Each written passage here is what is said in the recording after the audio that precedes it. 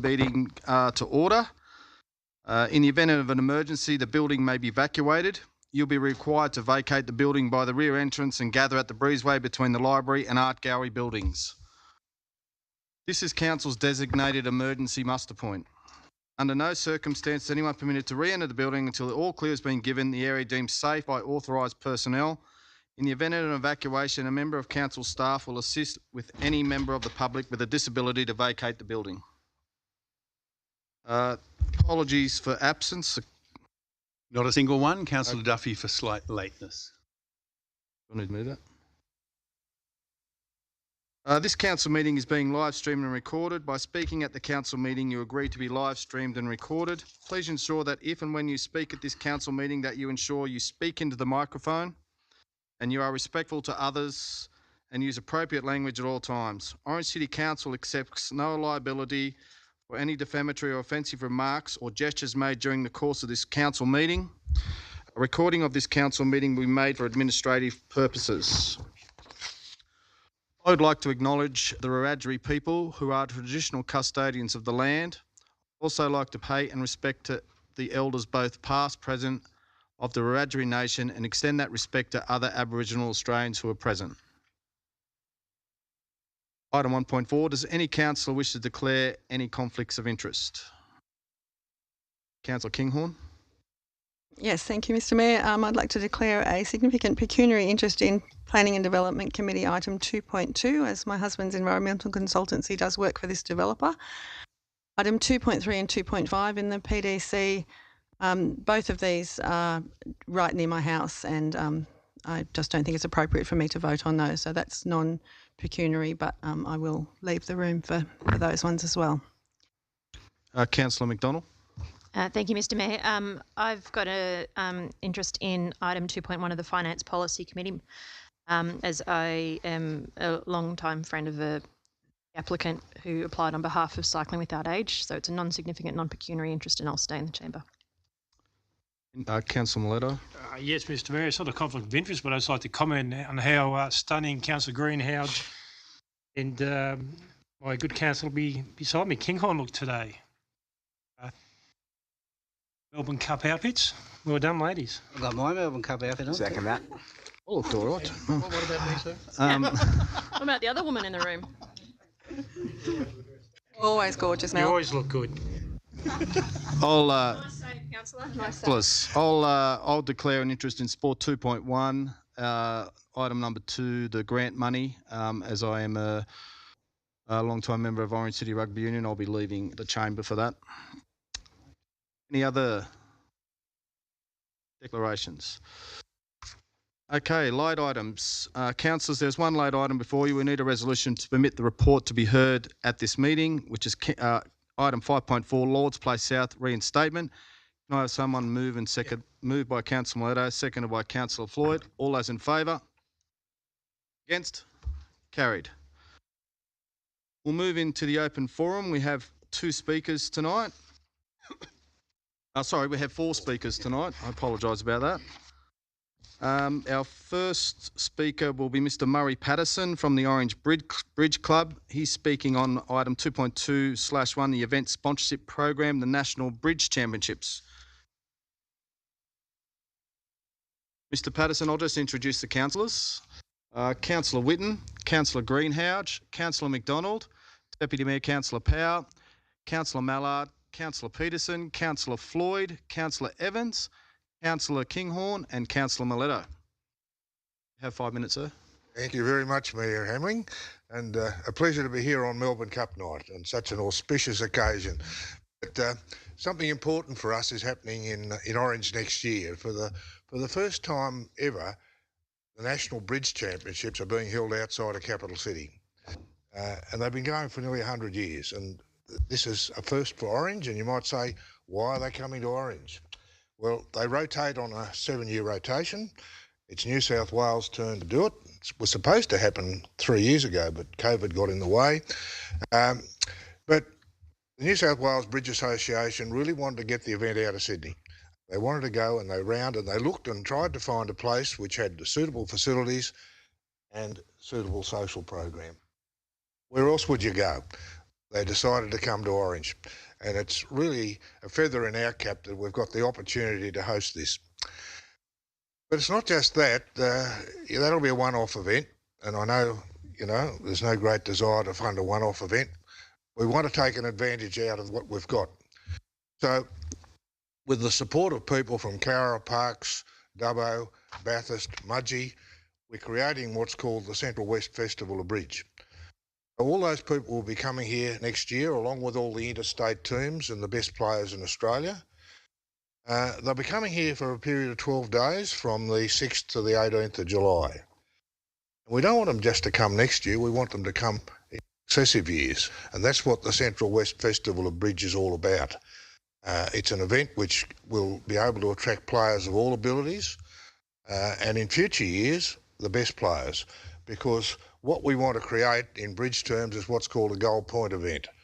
There are only 14 of these held around the country, 2 only in New South Wales, 1 in Sydney and 1 in Coffs Harbour. And the New South Wales Bridge Association says, why shouldn't there be 1 in the Central West? We've got a significant number of players out here, but we need the support to be able to do it and to establish it. And so that's where Orange City Council comes in. And I can't say enough about the help we've had from the staff, particularly through Glenn Mickle and the tourism sector. He was instrumental in us getting a $10,000 grant from the New South Wales government. And we'd like you, Mayor Hamling, to be the person who comes to open the event on the first day next year. Do I have to play?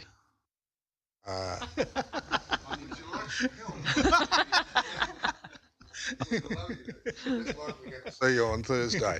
But yes, and we want to open the event with what we're going to call the Orange City Council Welcome Pairs on the first day.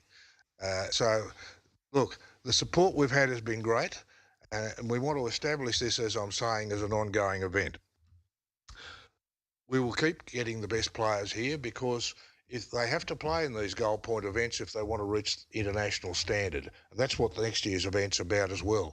It's about selecting the players for the Australian teams. This year they went to Morocco. Interestingly enough, the captain of the Australian team, David Frider, lives in Orange, and he's now just been appointed as the Executive Director of Bridge across Australia. So we've already made a submission to have this as an ongoing event. It's already been accepted by the President, who lives in Perth. So we look forward to your support. It really is an event. It's a different group. These are older people. Actually, last year the youngest player was 9 and the oldest was 92. So it's an interesting group of people. I played against them in Sydney, Mayor Hamling. Some of them pretty good too. And they're people who've got money. They're people who want to travel, and they're people who will provide a tourism incentive in Orange at a time when perhaps not quite so many people come in July. Although beyond next year, we'd be looking to move an event into September. A bit hard trying to convince the Queenslanders they need to come here in July, but some of them have accepted the invitation, and we're sure they will, certainly from the southern states. But thank you very much for your indulgence, and I look forward to your support. Play for money? Playing for they will be. My word, they will be. Yeah, yeah. Every one of these events carries $1,000 in prize money. So there you go. Not quite as much as the Melbourne Cup. Thanks, Thank Mr. you. Patterson. Our next speaker is Jay Burns from the Orange Chamber Music Festival. This is also 2.2/1 event sponsorship of the Orange Chamber Music Festival. Mr. Burns, you have 5 minutes. Thank you very much, and hello everybody, and thanks for the opportunity to speak to you today. My name, as mentioned, is Jay Burns, and I am speaking on behalf of the Orange Chamber Music Festival, of which I was a founding member and the treasurer. We're applying for a flagship sponsorship grant of $9,713. Orange Chamber Music Festival was founded in 2019 by Carmen Nieves, our festival director, myself, and other local musicians. And it's managed by a board of 7 members of the local community and produced and managed here in Orange. 2024 will be our 4th live festival. Our very first festival in 2020 was held online, as it was 2 weeks into the very first COVID lockdown. But we're very happy to have come through that and be able to present 4 live festivals. Our first festival, we have managed to receive generous support from this council over the last 3 years. through 2 incubator grants, and for this year's festival, a $10,000 flagship grant. That money enabled us to do a lot of things in our festival, but particularly to put on 5 free events for the general public right here in the cultural precinct, with concerts at the farmers markets, the art gallery, the museum, the library, and also in the South Court. These performances were watched by over 500 people in March this year. And this day is all about free events, and it was a brainchild of our festival director, Carmen Nieves, in consultation with the other directors of the cultural precinct, so the gallery, museum, and library. Over the last 4 years, we have engaged over 200 of the country's finest classical musicians and contributed $180,000 into artist fees during a period after COVID, which was essential for the music industry. OCMF itself has also contributed close to $250,000 to the Orange community through venue hire, paying local musicians, artist accommodation, and catering at food, wine, and music events. We employ festival director Carmen Nieves, who's from the local community, and myself, also a local art worker, as a production manager. A unique feature of our festival that differs from most other classical music festivals is that we use a different venue for every performance. So next year's festival will include 13 events and 13 different venues. And the reason we do this is because we're so proud of our town, Orange, and we want to show our visiting audience this beautiful town and show what this town has to offer. About 70% of our audience comes from major cities around Australia, predominantly Sydney and Canberra, but we've also had audience members from Queensland and Victoria as well. Next year's festival will engage more than 40 professional musicians from as far as Turkey and as close as Glenroy, that would be me, along with 70 of the community's youngest students and young music students. These young students will perform as a large orchestra, and they'll also have the opportunity in January to begin workshops with the festival artists. They will perform on a Saturday at our cultured event free to the general public. The Orange City Council sponsorship will help to make this community event happen, where not only do we provide these free performances to our community, but also contribute to the education of students from Orange, but also from the entire Central West. You'll see in our application that our 2024 expenses are $193,000 plus change, with $56,000 of that going towards artists and another $52,000 of that going to local businesses, venues, catering facilities, restaurants, etc. Our estimated revenue through ticket sales, donations, sponsorships, and grants is $138,000. And thanks to a lot of support through government funding over the last couple of years, OCMF is able to use $45,000 of our reserves to contribute to the event as well. This leaves us a shortfall of $9,713, and don't forget the 5 cents as well, which we are asking the Orange City Council for through this flagship sponsorship application, just so that we can get to a point of break even. Truly thank you for your time, and I hope that this has given you a bit of insight into the value of our festival to the Orange community and to the cultural scene of this fantastic town. Thank you. Thank you, Ms. Burns. Our next speaker is Mr. Connor England, and he's speaking on notice of motion Parkour Park in Mulder Street, Orange. Thank you, Ms. England. Hello, everybody. Thanks for having me this afternoon. Sorry for not wearing the collared shirt. It just came from teaching the kids. I'd also like to thank Jordan Moore for being here today. He's also representing Aboriginal Land.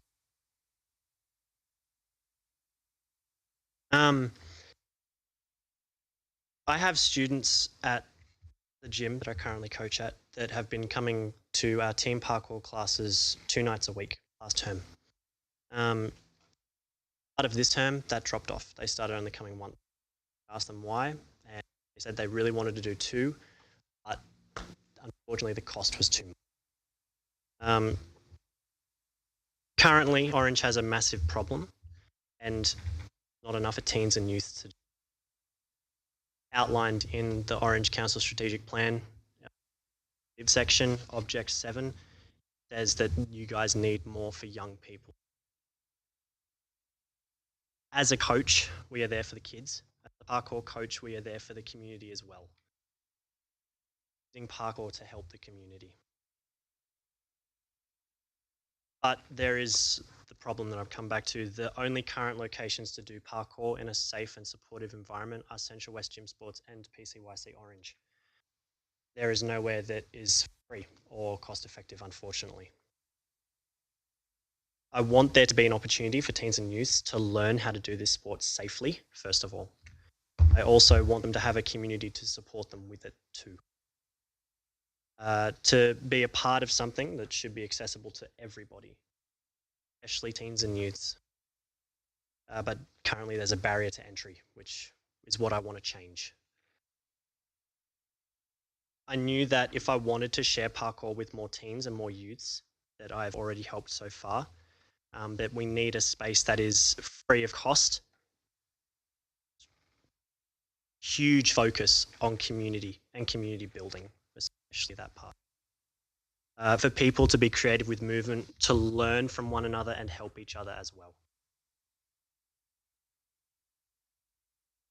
Big part of this as well is that in my classes that I currently run at Central West Gym Sports, I have kids, teens and young adults, youths, that always say to me, see you next week, which is something as a coach that you always look forward to, which means that you're doing a good job, which means that people are enjoying what you are coaching. That don't want to leave and they keep training. They try to stay around after class, even when I try to go home. That help each other with their training. These kids are bouncing off each other, all from kids that I have that are in year 11, helping all the kids that are in year 7. Just want to be there to train, but they also want to be there for the community aspect. A lot of this is the social engagement that they enjoy as well. They'll come to me at the gym with their school during the day for school sport, and they'll ask me if they can just go and train their usual parkour instead of participating with school sport. That to me knows that I'm doing a good job and that they're enjoying the sport that they're doing. I've had teachers come up to me as well in the same school programs and say to me, you guys are the only thing they talk about is coming to parkour every week. To be a part of an activity that you love and that you're interested in is something like that. To have that and share that with other people is a great thing. And to me, that says community building. And this is what I would like to get to more people. But unfortunately, like I said, there is currently a barrier to entry and a cost.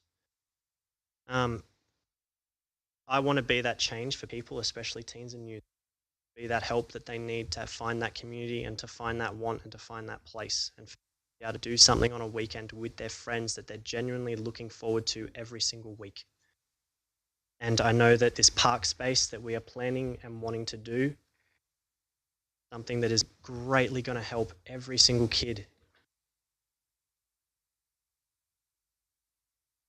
Thank you. Our next speaker on the same item is Alexander. Can help me?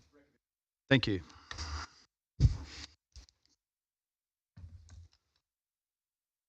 Hi, Alex. I'm the Director and Community Leader of Newcastle Parkour.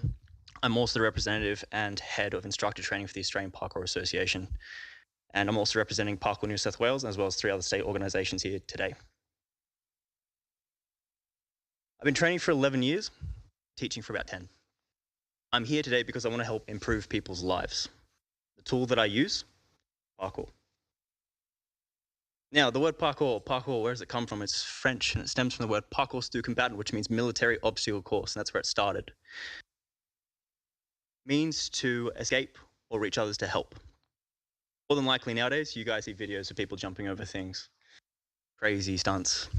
That's what the kids come to me for.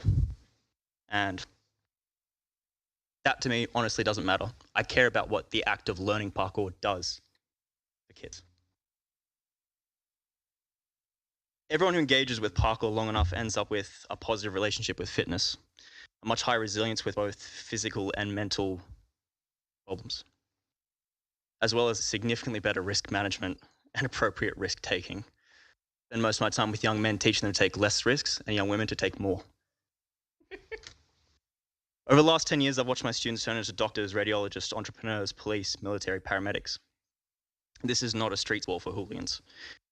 This is the next generation of our country. Now, why should you consider this proposed development of a parkour park? Parkour is the most Googled and YouTubed unstructured sport in comparison to skateboarding, rock climbing, and mountain biking worldwide. The most. This is what the next generation desperately wants. Risk injuries. We've seen videos and been like, oh, this is going to end badly. The Finnish Medical Journal identified that parkour has a much lower rate of injury in comparison to other sport codes. It's similar in injury rates to running and tennis, while soccer and basketball is roughly double the risk. Parkour is perceived to be extremely high risk. In reality, it's as dangerous as going for a run. Gender demographics. We're not just building a parkour park. Often overlooked, our outdoor parkour equipment can double as fitness and play equipment.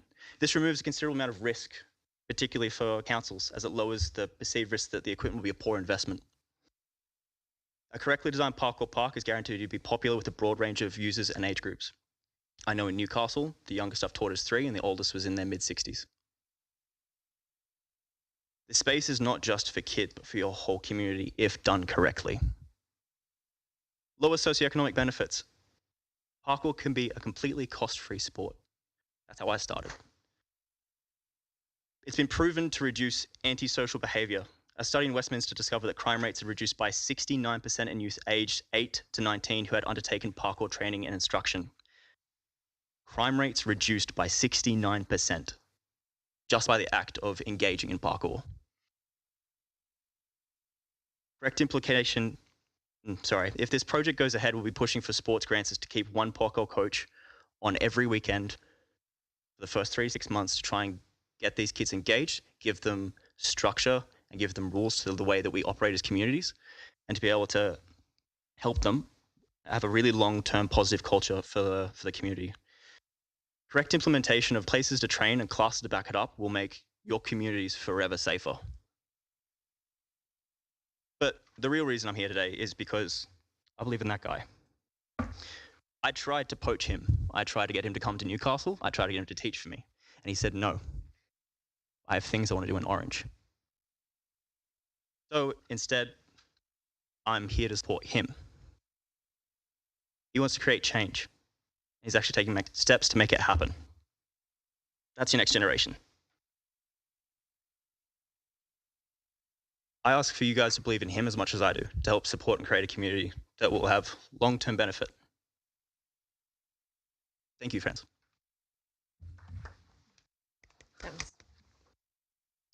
Thank you very much.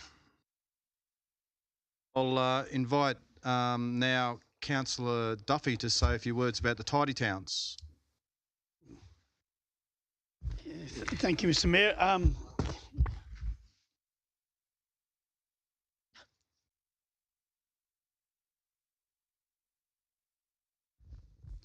Thank you, Mr. Mayor.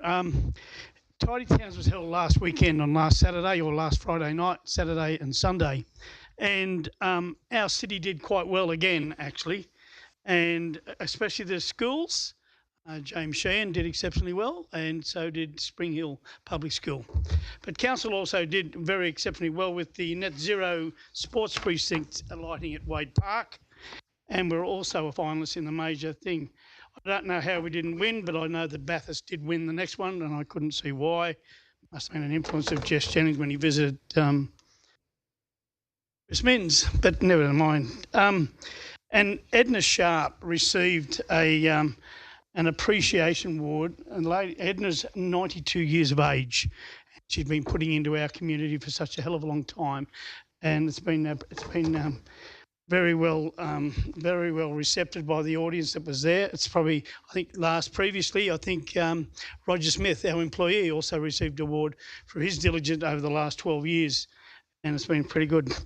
And the population, as I said before, Tidy Towns Award and a population category finalist in category E, which was the major ones, which is it's just something we haven't missed out on for the last few years. So, Mr. Mayor, these are for you too, and I think James Shan and Spring Hill Public Schools will be either chasing you up or chasing up Freddie. Okay. Thank you.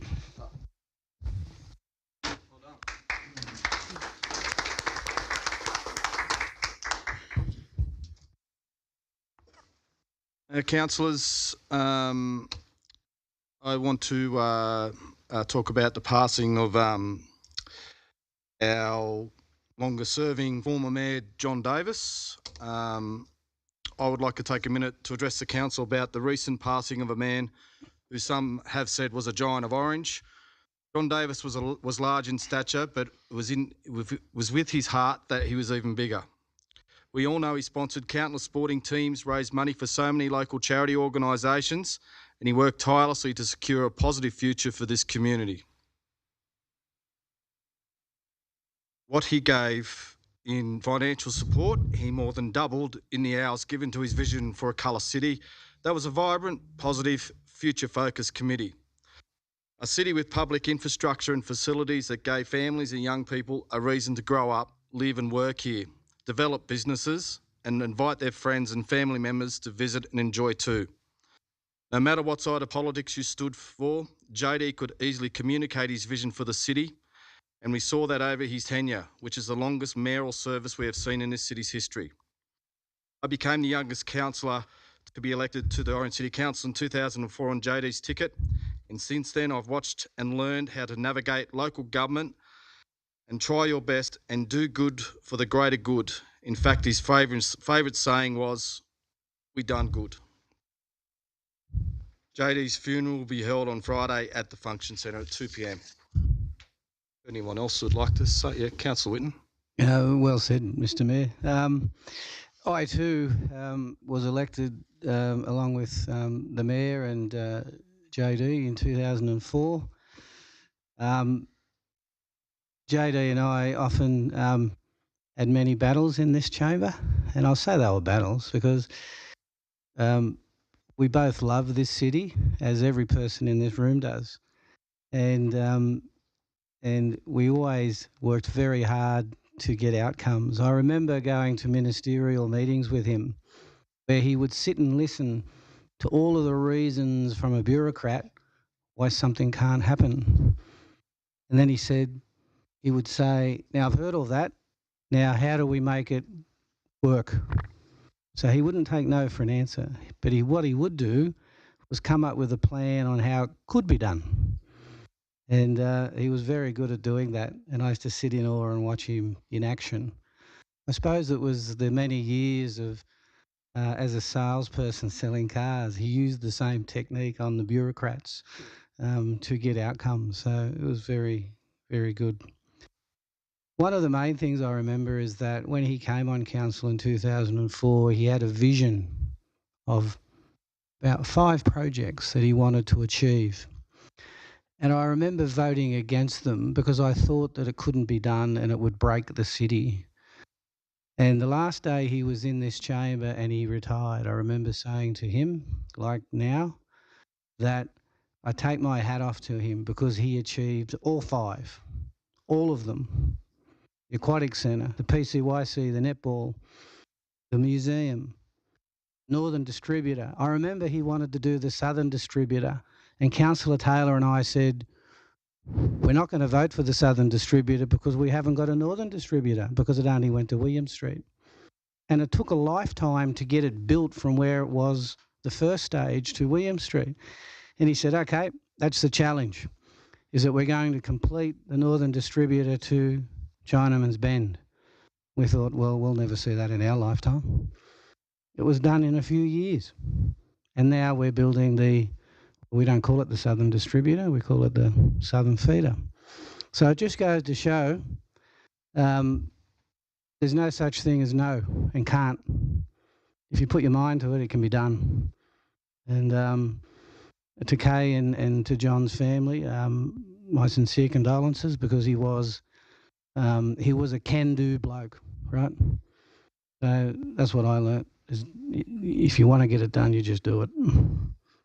Mr. Mayor. Councillor Whitten. Anyone else want to say anything? Councillor Duffy. Yeah, thank you, Mr. Mayor. Listen, I first met John Davis long before he became Mayor of Blaney and those type of things in the various different sports he was involved in. But I had a lot more to do with him when he became Mayor of Blaney, and he was very much into the community out of Blaney, and he was very much keeping an eye on Orange at the same time because he knew the link between both areas. But I too, like Councillor Whitten and Councillor Taylor, we always had our differences and we always had our arguments in the chamber, which was really good, was vibrant, and it was a good decision. And all of us really actually cared about the betterment of Orange. But one of the biggest things that I noticed about John is in his dealings with himself and ministers and those type of things. I went with John and their former CEO, Gary Stiles, to Canberra with Tony Burke and to meet about the pipeline. And John was exceptionally good in dealing with the ministers because he didn't take the front seat. He always said, look, okay, I've got this, I'm here to meet you, Minister, I want to talk about this.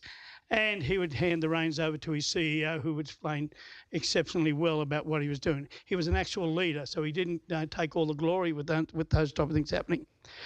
But as you mentioned, Mr. Mayor, his sponsorship of rugby league, rugby union, hockey, soccer, netball, basketball, it was everywhere in town, and that helped everyone get out and about out of their houses and then enjoy life, and he was exceptional at that. I remember a friend of mine, Sister Mary Trainer, she used to ring me up every now and again and said, Kevin, I'm raising money for this. I want you to go and see the Mayor and ask him for this. I didn't even have to get it halfway out of what I actually wanted. And he'd say, look, here, go and get this or go and do that. And he would produce the goods, which was absolutely sensational. But the biggest thing where my admiration comes to John is his involvement in getting the Cancer Care West Lodge for Orange. It is absolutely essential and it's absolutely needed for this city, and not so much for the city but for people around the whole area. I know, and Jeff knows the gentleman I'm going to talk about is a friend of mine. He died of cancer at very young, and he said to me, he said, Kevin, the best thing that's ever happened that you did was raise $25,000 to go to Cancer Care West Lodge. But John Davis raised nearly in the millions with his rallies and all those things that he put on. And I know as a former Mayor of Cabonne, we made sure that we put in because what this gentleman said to me that passed away at such a young age said it nearly broke him and his wife having to go to Sydney to have treatment, and they had to find accommodation. And this was something that was really there. And it was something that when I went out raising funds is that people gave graciously around Yeovil and Manildra, those people, because they've met the same situation. And that's where my admiration is for the former Mayor. It was done not to receive notoriety in any shape or form. He did it because for the benefit of our community. He knew what the community needed, and he went out and did it. And as Councillor Whitten said, he just wanted to get things done. Thanks, Councillor Duffy. We'll have a minute's silence.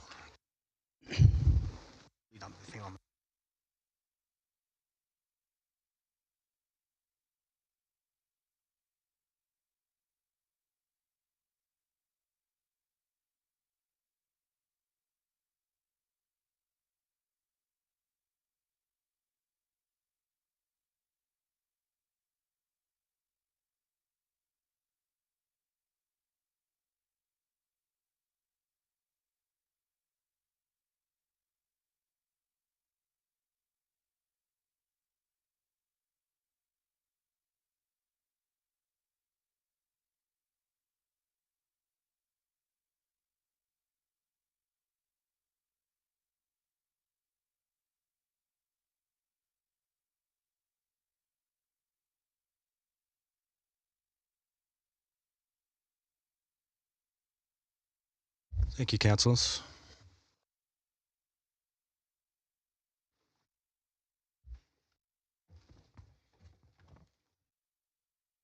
We'll move on to item 2, which is mayoral minutes.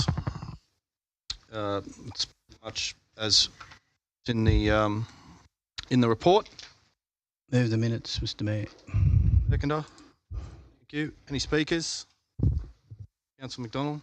Thank you, Mr. Mayor. Look, I'm absolutely in support of this. I would just like to state on the record a couple of things that's obviously very concerning. The stats are showing that sexual assaults are higher in regional areas and keep climbing over the last 5 years. Domestic assaults are higher than metropolitan areas and keep climbing. Breaches of AVOs are higher in regional areas and keep climbing. And we know from the stats that 80% of assaults are never reported, ever. So it's obviously a significant problem. Obviously, there are other crime issues as well, but those are the ones that really stark difference between metropolitan and regional areas.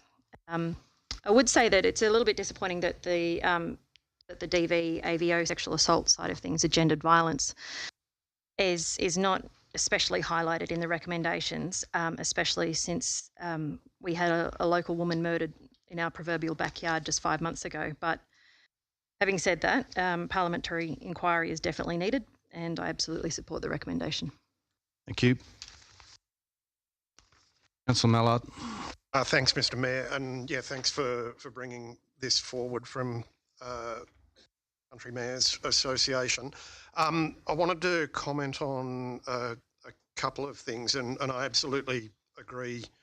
Happy to support the Coles inquiry and to be looking at policing numbers, and I know there are regional communities where the police staffing isn't up to the levels that it's supposed to be, so acknowledge those things. I did want to note, in terms of the analysis and the way this is being communicated, there's some, the Search Methods and Statistics lecturer in me was picking out some problems with the analysis, and I haven't dug into the detail here, but there was some fairly obvious stuff, like the media release claiming that up to 90% of crimes are happening in our regional communities is not correct, even based on, I haven't gone back and checked this raw data, but it's simply not correct, because that's based on the differences in the rate of incidents per 100,000 population. And yes, the fact that the rates are so different is important.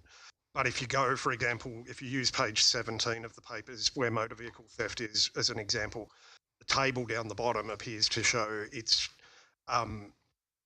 moves about a bit, but rural and regional areas are a little bit above, but it's nowhere near a 90-10 split in the raw numbers. So I think in communicating this stuff, I don't know generated those comms, but yeah, I think it's important to make sure communicating based on stuff that can't have holes poked in it, so that they can then come back and say, well, it's not as bad as you were representing it to be. So that's one of the things I wanted to note. And then the other comment, and I am going to move an amendment on this, is while I acknowledge the issues around policing, staffing being one of the issues, in terms of actually addressing these crime rates, it can't be the only thing that we're looking to do. And I've talked about this before, that the primary role of policing is crime response.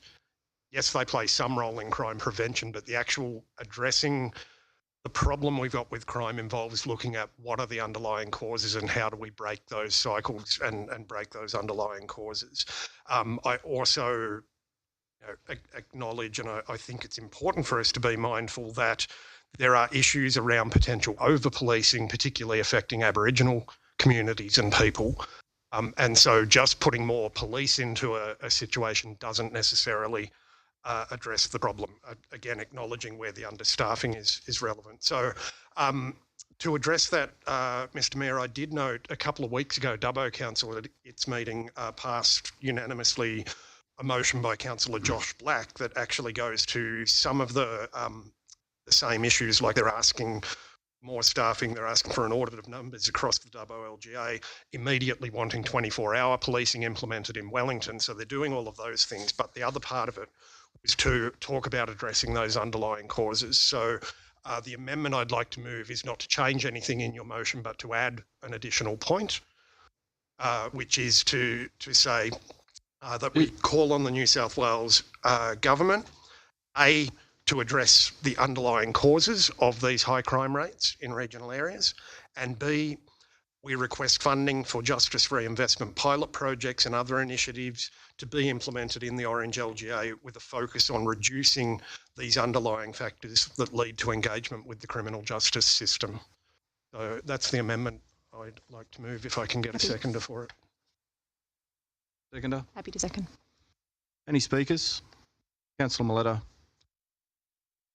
Yes, I want to speak against the amendment because I believe that the parliamentary inquiry have a terms of reference anyway. I'm keen to see comes out of parliamentary inquiry, and should it not touch on this, or does touch on this, I think it's going to be resolved first instance anyway. So I don't think there is enough information at this point in time. And I think by perhaps asking, whilst I appreciate what you're trying to say or achieve,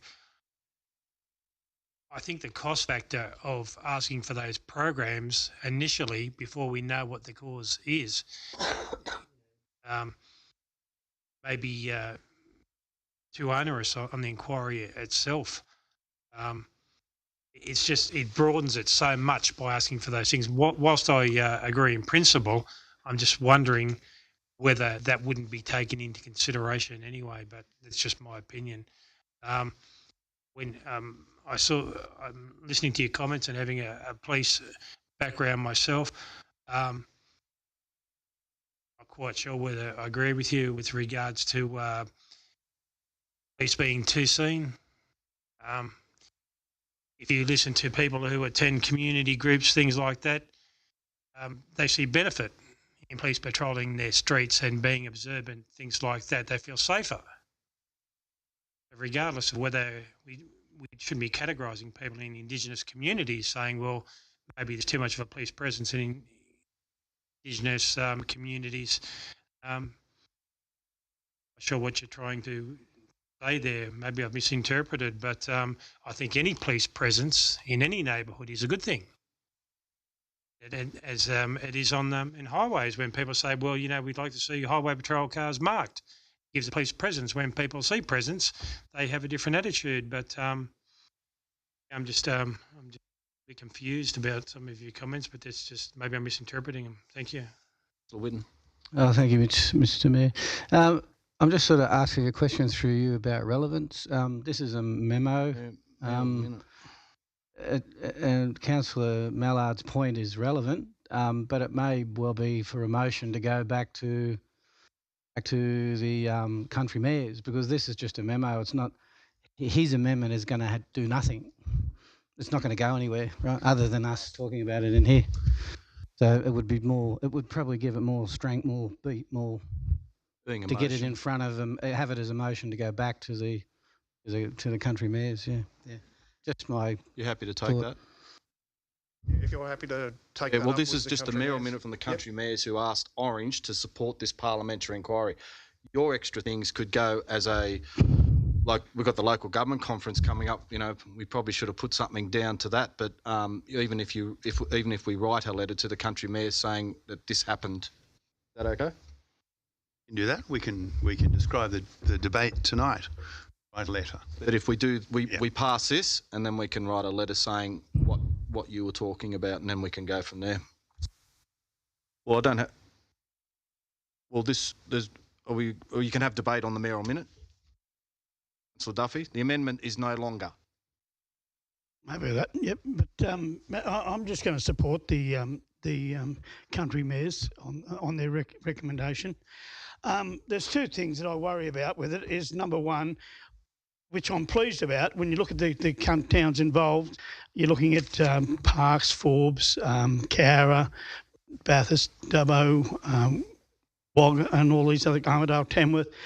All these are major cities, and they're run and managed by senior councillors who have nearly a lifetime experience of dealing with with matters of crime, and including yourself, Mr. Mayor. But I do worry a little bit about the politics of what could happen with this when you look at where the political world sits with this, and that's a concern of me. Why is it driven this way? But I sincerely hope it's driven for the right reasons, and that's why I'm going to support it. Thank you. I'll put the motion. All in favour? Against? Carried. I'll move on to item 3, which is confirmation of minutes of the previous meeting. Move the minute. Sorry. Moved by Councillor Greenhalgh, seconded by Councillor Whitten. Councillor Mallard. Yeah, thanks, Mr. Mayor. Just on page 39 of our papers, item 6.3, the tender for the conservatorium. The minutes just don't record the mover and seconder of the amendment, so that just needs updating to record that I moved it and Councillor McDonald seconded it. Thanks. Oh, thank you. Councillor McDonald. Thank you, Mr. Mayor. Just a typo again. 1 N, 2 L's, page 46. Any other speakers? There being no other speakers, I'll put the motion. All in favour? Against? Carried. The council meeting will now adjourn for the conduct of the planning and development. I'll ask Councillor Whitten to come up here. A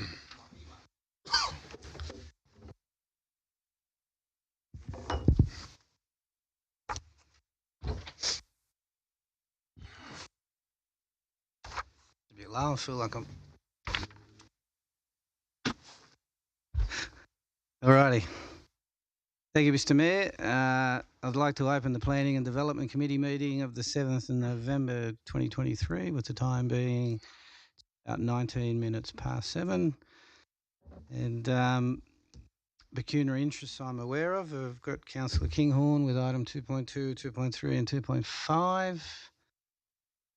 I will move on to, if there's no other pecuniary interests that weren't recorded during the Mayor's session, there are none. Section 2, 2.1, items approved under delegated authority. I have a mover. It's been moved by Councillor Hamling, seconded by Councillor Greenhalgh. Any discussion on this item? There being no discussion, I'll put the motion. All those in favour? Against? Carried. Motion is unanimous. Item 2.2, I'm going to ask Councillor Kinghorn to go out and have a bet.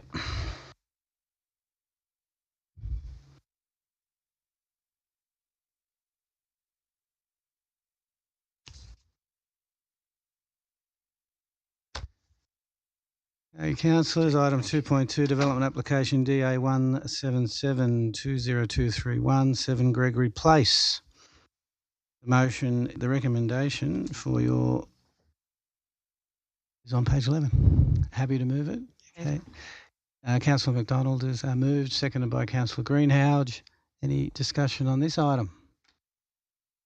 Councillor Mallard, thank you.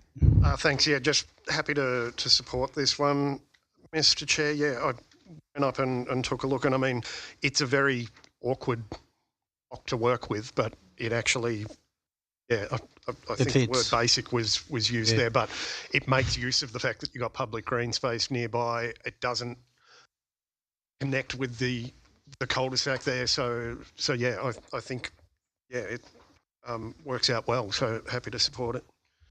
Thanks, Councillor Mallard. Any further speakers? There being no further speakers, I'll put the motion. All those in favour? Against? The motion is carried. We've still got, okay, yeah. Item 2.3 is development application DA 84, 1 Cambridge Place. Recommendation is on page 95. Do I have a mover? It's been moved by Councillor Floyd, seconded by myself. Oh, okay. I got in early, sorry. Any discussion on this item?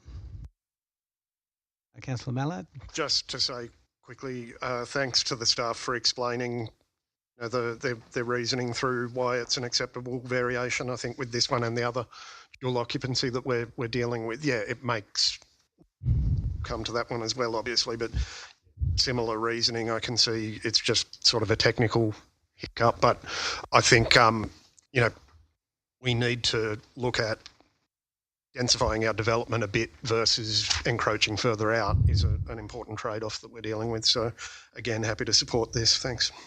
Thanks, Councillor Mallard. Any further speakers? There being none, I'll put the motion. All those in favour? Against? Motion's carried. To item 4, well, we might go to 2.5 if you were all happy with that. Leave Councillor Kinghorn down in the wilderness. We go to item 2.5, development application DA 17270 Centennial Crescent. The recommendation, is on page 271. It's been moved by Councillor Miletto, seconded by Councillor Powell. Any discussion on this item? Being none, I thought the CEO was going to talk then. He took a breath. I'll put the motion. All those in favour? Against? The motion is carried. We move on to item 2.4 and we'll get Councillor Kinghorn to join us again.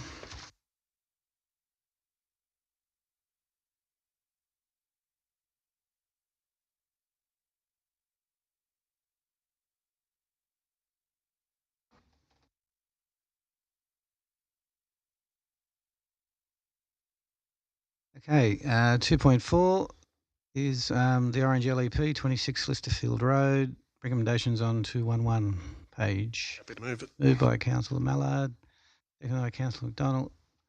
Any discussion on this item? Councillor Mallard. Just a question through you, Mr. Chair. Looking at, trying to look at several of the maps and make sense of. Page 216 is probably the one that I found the clearest, if is able to look at that. Just wanting to check, am I right in reading that the 2.784 hectares marked under lot 17, does that mean we're effectively going to get nearly 2.8 hectares of public space? Is that the amount be transferred public recreation controlled by council? Through you, Mr. Chair, yes, that's correct, yeah. Thanks, yeah, and yeah, I'm very happy to support this. I think it's a good result. I think, yeah, that the development that's already approved there, the 2 additional lots just add a little bit of extra housing along that road that's going to be there, and then we get a good space of parkland to go with it. And I know there's one very great remnant tree on there, but yeah, it'll be great to see what else we can do with that space. Thanks. Thanks, Councillor Mallard. Councillor Peterson, did you have a question? No. Sorry. Okay, thank you. Any further questions? There being no further questions, I'll put the motion. All those in favour? Councillor Duffy, what are you doing? Councillor Duffy? Earth to Duffy? Captain Tom, you're voting for it? Thank you. Yeah. So it's unanimous for our minute taker. And I will thank you, councillors. That concludes the planning and development at 25 minutes past 7. And I will invite Councillor Evans to conduct the, what is it you're conducting? Infrastructure and Policy Committee.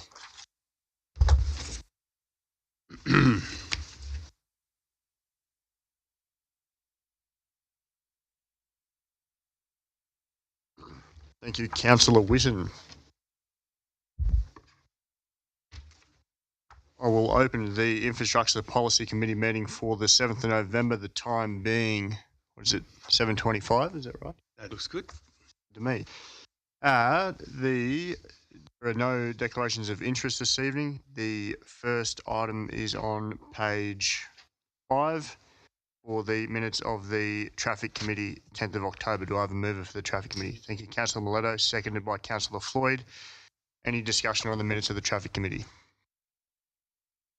Yeah, I've just got a comment. Kinghorn. So the recommendation on page 16, which is page 7 of the Traffic Committee, not really a sentence. I think it just needs to be adjusted so that it says that council remove no parking signage on either side of the driveway at 75 Niles Street driveway, so that there is additional parking for aged residents. It just says so that parking for aged residents, doesn't say anything about it.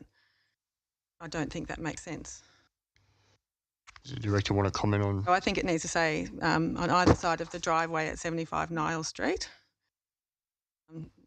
to give extra parking spaces for aged residents or visitors to park and exit their vehicles. Thank you. We'll close that loop. We'll close that loop. I think it'll come out in the minutes. Correct. Clerical errors fixed. Cool. Beautiful. Thank you, Councillor Kinghorn. Any other comment? Put the motion. All in favour? Thanking you. All it's unanimous. Thank you. We'll move on to 3.1 current works on page 83. Do I have a mover for the current? Thank you, Councillor Hamling. Yeah, I'm happy to second that, Mr. Councillor Chairman. Witten to second. A discussion on the current works. Councillor McDonald. Thank you, Mr. Chair. I've just got a question through you to the Director. Just wondering where we're up to with the Wirrabara Walk lighting.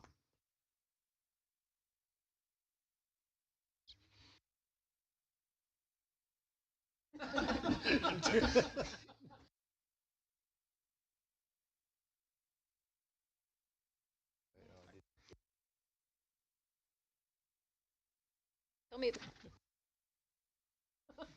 Director Maunder. Thank you. It is materialising. Thank you. Through you, Mr. Chair. So Wirrabara Walk lights, we had applied to Essential Energy for access to the power supply on either end. So we've recently received that approval from Essential Energy. So we're progressing with the RFQ for the supply and installation of the lights. It's out now, and we should have that in about, it's due to close in about a week, so we should have that works done before Christmas. It enables us to manage all the timings on the lighting as well. So to it, we had investigated the solar option, but that would have involved quite a large, in the end, would have enlarged quite a large pole in the middle of Wirrabara Walk and quite a large battery stack in the middle as well. So it would have had a detrimental visual impact. Obviously, the lights that have the panels on top of the lights weren't an option. Because of the trees and the shading, so that wouldn't provide enough. And the timing option on those didn't have the two timings. So you could have one, you could have them on or off, but you couldn't have both. So with that constrained timing requirement for that, as we agreed, that it Will went they in still together. be dim and it's nice that Essential Energy. Thank you. Director, Councillor Mallard. Thanks. Question through you, Mr. Chair, probably for Director Greenham this time. Just on page 88, relating to water, the top paragraph there talks about, although there are no changes to operating conditions required at this point, plans are underway to have the additional raw water supply systems ready if required. Was just wondering if we can get an outline of what that planning involves. The planning involves desiltation at the Macquarie to Orange pipeline. We need to get to a situation where we have less than 50% combined storage to be able to turn those pumps on. And that's part of that, turning those pumps on, is to backwash and blow some of that siltation away. We're also, there's some material above the outlet there, or the inlet there, that will apply to get removed in the coming months. Thanks. Thank you. Further questions? Councillor Moretto. So, Mr. Chair, just a matter arising, and it's probably a question to the CEO, Mr. Waddell, with regards to electricity again.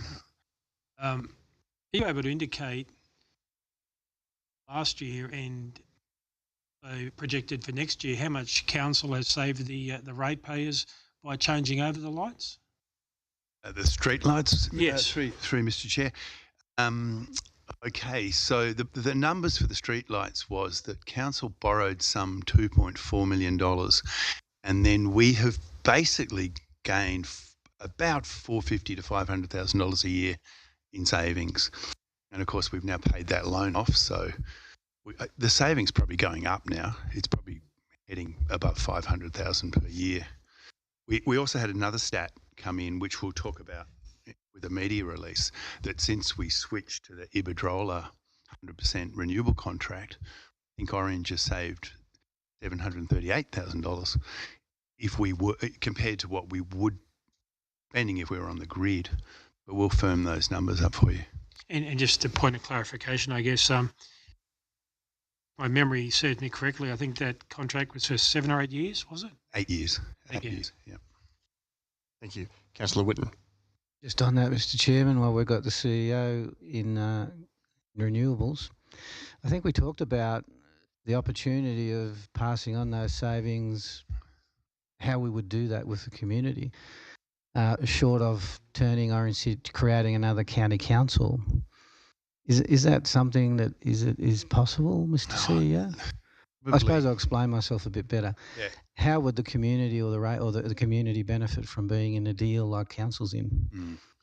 It's probably not a question for me. I think it's a question, Mr. Chair, that the ESCI group has, now that Iberdrola contract has been signed, that ESCI continues to look for ways to help the community on their savings. The recent sustainability forum, there's a lot of information there going out to your individual householder on how to save electricity themselves, but in terms of council passing on savings, Parks did it. They did a bulk purchase of solar panels for the community, but for us to pass our savings on is without that direct support with bulk purchase is nigh on impossible because we're not a retailer, right? We can't pass it on. Yeah. County councils were a good idea. I'll probably get in trouble for saying that. We need to pressure the state to do that. Yeah, that's right. Councillor Greenhouse. So just while we're on that topic, a question through you, Mr. Chair, to the CEO, and probably like a recommendation where we could potentially help our community with things like that. So just an example, the lighting at Sturgeon Oval has been upgraded. So since that's been upgraded, we now have an additional cost to utilise those lights. So previously as a club where we've just paid the fee per head per child per year, we now get bills for the lighting, and I believe this year that's in excess of $1,000. From council? Yes. I might take that on notice if I could, because I don't know that detail, but yeah. So it like perhaps it's, using some of that money to go back into putting solar panels and stuff like that on some of our other sporting grounds to make fees and stuff affordable to maintain the levels that we've got. Well, we did it at Wade Park. We made that a net zero precinct. Yeah. Perhaps ESCI could look at that as well. Yep. Okay, take that on notice. Thank you. Thank you. Any further comments on current works? I think Councillor Duffy had his hand up. Yes, my question is to Director Maunder. I did notice in Forbes, around Grinstead Oval and around the Lake Forbes and on the pathways all around there, they have lights which are specifically directed to the actual walkway instead of flying out behind them or inside of them. They're specifically where people walk. Is that the type of light we're talking about we finished up getting? Director Quite Maunder. effective at Forbes. Through you, Mr. Chair. Yes, that's exactly the light we're looking at. So they're directional, focused onto the pathway. It's sort of a kidney shape. Councillor Hemming. Mr. Chair, just want to congratulate whoever was involved. That lane now has opened up in front of the Oriana. We're having a second crack at that. So I saw them doing night works last night. So we do have 2 lanes on the Mitchell Highway there, which is good news. Thank you, Councillor Hamling. There's no other comments on the current work, so I've got a few of my own. Noting some progression on the Blackman 2 submission. After we've got our results mid-November, how long are we expecting to get a result on further progression on that project? We'll provide all the information to the consent authority within but that could be, I would suggest an appropriate time would be in the order of 2 to 3 months. Thank you. For them to consider the details and get back, but that's what I'll be expecting anyway. Thank you. They certainly indicated they were going to treat it with some haste, some urgency. Yes. Been a long time coming. Just some further comments. We've had some good news out at the airport, or just some speculation anyway. We're still pushing in excess of 91,000 people through our airport. We've now got interest from another large regional city expressing interest to come and use our facility. So it's a credit to the staff out there as well, how well they maintain the ground and how council has gone before as invested in that facility to make it what it is today. Also worth noting, unfortunately, Rex has dropped a couple of flights, I think from 5 to 3 a day, which, you know, it's unfortunate. A lot of businesses are dealing with staff shortages, particularly in skilled labour, but I wish them the best in finding those pilots again. I suppose the question is, Director, having dropped 2 flights per day, are we holding those stops for that airline, or are they now open for anyone to apply, if they were to? We've got excess stocks available, but we're certainly holding them for Rex at the moment. But there's still other turnaround times and slots. But and Sydney, we've got confirmation from Sydney Airport that they're still holding all their regional slots as well. Fantastic, thank you. No other comments? I'll put the motion. All in favour? Unanimous, thank you. I will close the Infrastructure Committee meeting at 7:40, and I'll pass on to Councillor Greenhouse for Sports and Rec. Forgive me, Mr. Chair, I'm just going to excuse myself for a couple of minutes, but I'll be back. And Councillor Peterson.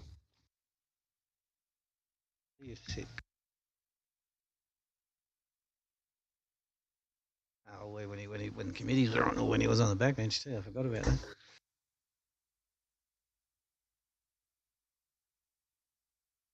Evening.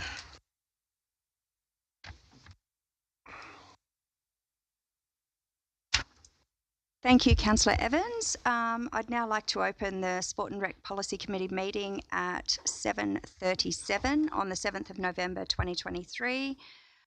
I note that we've got a declaration of interest from the Mayor on item 2.1, sorry. Are there any other declarations? No? Okay. Yeah, we'll do that now, if that's all right.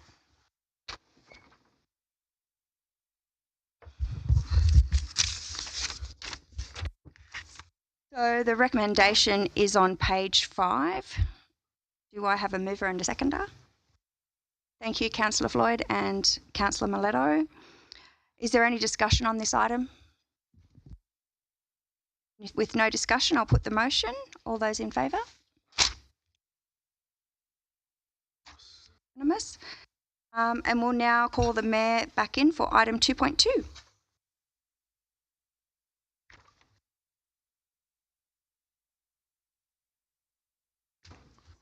Mr. Mayor, so item 2.2, the minutes of the Bicycle Committee meeting for 2022-23. Do I have a mover? Thank you, Councillor Mallard and Councillor McDonald. Is there any discussion on this item? Thanks, Chair. Just thanks very much for these minutes coming through. Appreciate it.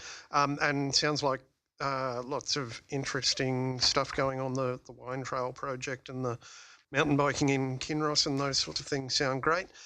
I did note on page 65 in the minutes from 24th of November last year, discussion about the reducing of the CBD speed limit to 40 kilometres an hour, and I have noticed that the signs have started going in place for the high pedestrian activity area around town, which I think is great. And yeah, it's worth noting, I think, obviously it's referred to as a high pedestrian activity area, but actually reducing speeds in the centre of town is also obviously important to bicycle users and important in encouraging active travel around town. I think that's an area I've commented before, like I feel in the work we've done around the CBD, we could be looking at what more we can do. We've installed a lot of bike racks, but we haven't installed a lot of bike lanes or other things to help bikes get around safely. So,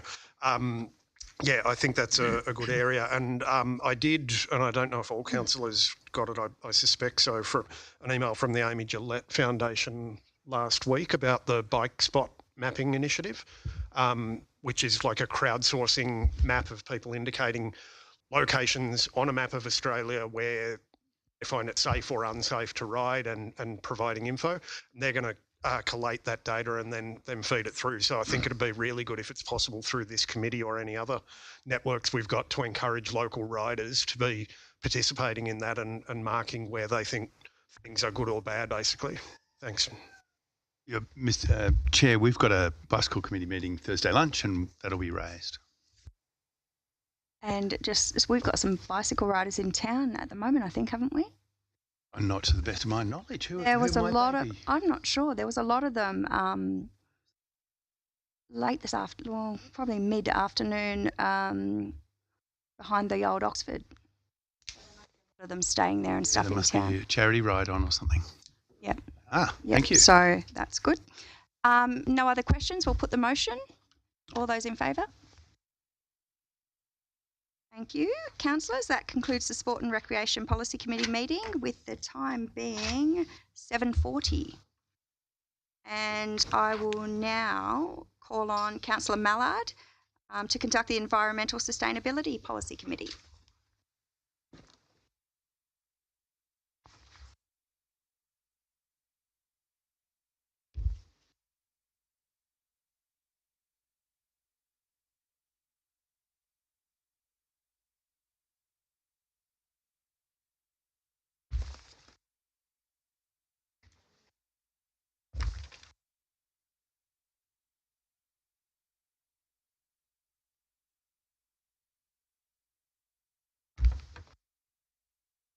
Thank you, Councillor Greenhalgh. And I will open the Environmental Sustainability Policy Committee meeting on the 7th of November with the time being 7:41 p.m. Anyone discovered a conflict of interest they haven't already declared in the Companion Animals Committee meeting? Being none, I will move on then. Straight to item 2.1, minutes of the Companion Animals Community Committee, 14th of September 2023. There's a recommendation on page 5. Do I have a mover and a seconder? Councillor Floyd and Councillor McDonnell. Is there any discussion on this item? There's no other discussion. I just wanted to note in relation to under recommendation point 2 at 3.3.2, sorry, no, at general business number 1 down the bottom there, that budget that's been allocated for a desexing program, I believe it was today that the program has commenced. So encourage everyone, if you know a concession card holder who has a dog or a cat or a puppy or a kitten that they could get desexed under that program, encourage them to come in and talk to the council staff and they can hopefully get booked in and get the desexing, microchipping and vaccination taken care of. There being no other discussion, I'll put the motion. All in favour? Against? Carried? Okay, thank you, councillors. That concludes the Environmental Sustainability Policy Committee meeting with the time being 7:43 p.m. I'll call on Councillor Duffy to conduct the Finance Policy Committee.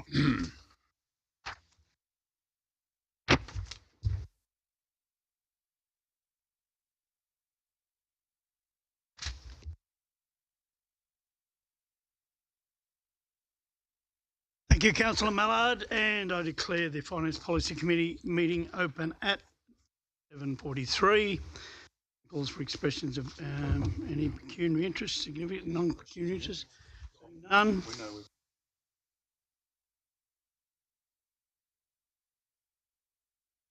Yes. Yep. Thank you, Councillor McDonnell. We'll move on to item 2.1, which is Small Donation Grants Program. There's a recommendation on page 5. Move it. Second. Moved and seconded. Any comment? Sorry. Oh, Councillor Peterson, sorry, I didn't see you waving to me. Just a question on 2.1 regarding applicant 5. Could I clarify if that was for the bird show that was held 2 weeks ago at the showground? Was this an event for next year, and can we retrospectively fund events if so? Thank you, Councillor Peterson. Through you, Mr. Chair.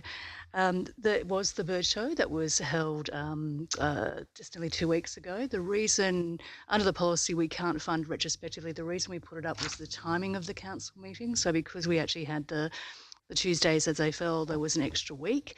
Unfortunately, this application has been tabled as a retrospective application, so it would be up to council to consider that as an event that's already actually occurred. Any further discussion?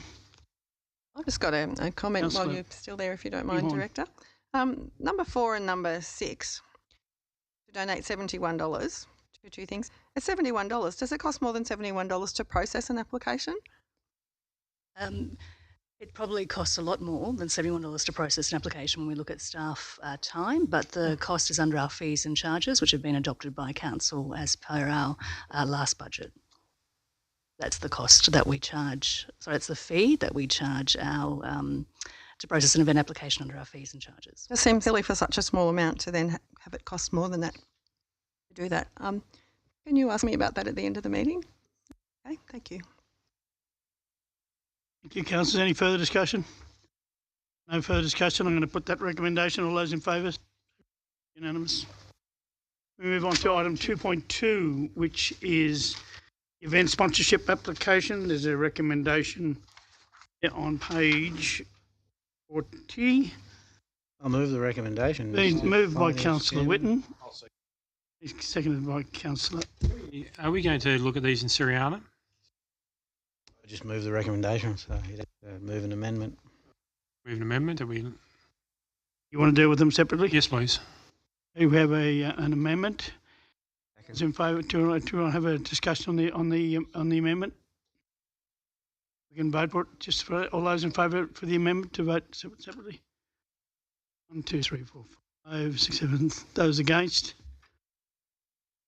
Out of clarity, I the voted for amendment against becomes a myself. motion. All those in favour, raise your hand. Unanimous. Okay, we deal with this one by one. Council resolved number 1, which is sponsorship for the Orange Bridge Club, for the amount of $10,000 for National Bridge Championship from the 6th to the 18th of July. Recommendation, Mr. Chairman. Moved by Councillor Whitten, seconded by Councillor Miletto. Any discussion? Councillor Yeah, I'd just like to say, Dame Edna. no, I just think this is fabulous. It's like the same parkour motion. Like it's for not, it's for something different in our community. And I think good on these guys for hosting it and, to have children, from age 9 to 92 years old participate in something like that that's been around for so long. I think congratulations to you guys. Any further, Councillor Whitten? Well, look, I concur, Mr. Chairman. I think everyone loves playing cards. And I think you have it up near the church at Glenroy. Is that where you play bridge? Yeah, because I often you get tons of people there. You get a good roll up anyway. Yeah. So no, I think it's a good thing for the city. It's going to bring a lot of revenue into and an enjoyment as well. Thank you, Councillor Whitten. And Councillor Floyd and then Councillor Horn. Yeah, thank you, Mr. Chair. I'd just like to thank Murray for coming in tonight and addressing us. I think this is absolutely great because it's not only looking at just the sports like your ordinary sports that we have in here, your cricket, your bowls, your tennis, your rugby, whatever. This is just something else that that will bring people in and generate money for the town. So I'm 110% behind it. Yep, thank you. Councillor Kinghorn. Thank you. So same, fully support this. I think we sometimes forget that the super important things, especially in older people with improving their health and longevity, is actually social interaction, not physical activity. It's more important than having a flu shot, and it's more important than quitting smoking is actually that social interaction, and bridges are a really important part of that. It's also something that gets people's brains working, which is good. It's not just their muscles, it's that muscle, and I think that's commendable. So yes, go for it. Yeah. As long as in the opening, Mr. Chair, that I don't have to play. That's all I say. You'll be out first. I'll be out definitely first. Look, this is something Council's supported for some time now. So it's a worthy thing, and as Councillor Kinghorn said, it's great for the mental side of the game or sport or whatever you want to call it. I'm going to put that recommendation. All those in favour, raise your hand. Matter is unanimous. We now move on to 2.3, A, sponsorship of the Chamber of Music Incorporated for the amount of $9,700 for the Orange Chamber Music Festival to be held on the 7th to the 10th of March 2024. Happy to move that, Mr Chair. Moved by Councillor McDonald, seconded by Councillor Evans. Any discussion? No. So, question, Mr Chair. I note that in 2021 it was 4,200, and then in 21-22 it was 4,800, and I'm assuming there's a COVID period in there, which has affected the amount which the applicant asked from council. So I'm just wondering, we've had a 100% increase last 2 years. I'm just wondering, is that the reason? Because it's quite significant. We have a comment from the director. Applicant. The applicant, I don't mind. It's probably the ambition of the festival. Yeah.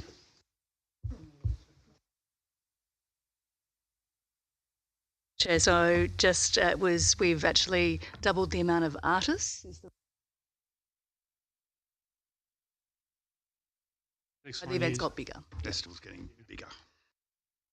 Any further comment? Councillor Witt. Just, Mr Chairman, I think it's a great idea. Again, it's another exercise in, I suppose, making different activities available to the community. That's good. Good news. Good news stories. I like them. Is just a sorry, councillor. You're right. Yeah, and I think it was noted as well that it's gone from 5 free events, where it'll go to 13 events this year at 13 different venues. So I think that's great. It's growing, and yeah, I'm happy to support it. Any further discussion, councillors? I'm happy to support it simply because it creates more diversity for our city. Is A and B, are they together there? Is it doing two? No, it's 2A. It's a one. 2A still? We've got to do 2B yet? Yep. I'm going to put that motion on 2A. All those in favour, raise your hand. Matter is unanimous. Now go to 2B. Commit to sponsor for the Orange Chamber Music Festival for a further 2 years in 2025 and 2026. I have a question for the director. What's the dollar value?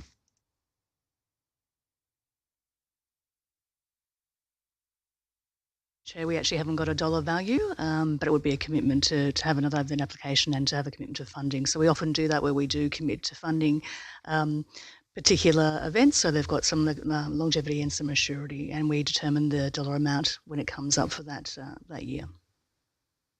Mr Chair, I think, would it be fair to say then the dollar amount is assumed at the same unless a further application comes through next year and the year after? I think that's a fair assumption. And our funding under the program, we do have maximum amounts, which is that 10,000. We'll call it 10-10, the assumption.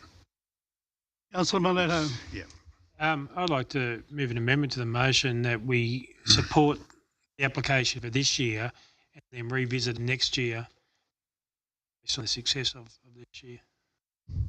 I'm quite happy to support it, but I'd like to know what that number is, bearing in mind the budget we have moving forward.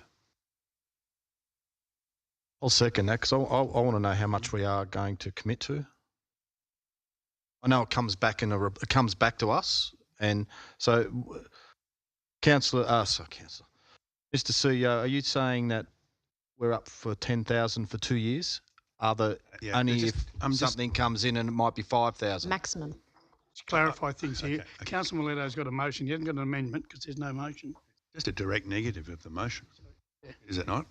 Yep. I think you're just committing to vote against it, really. I don't think it's an amendment. Okay. But I think the assumption, to be clear, is that festival under 2B would get 10,000 and 10,000. Unless they wanted to get 20,000 because it was a rampant success, then they would have to come back. If they wanted less. But they're after certainty to go 10-10. Keep there. Just make it easier, I think, in the certainty. But I think that's a direct negative. So, any further comment, councillors? We haven't actually had a mover and a seconder for. I think do have a mover and a seconder. Oui. For 2B? For 2B, No, we no, we don't didn't. have one for And 2B, no. that's why I accept. Move.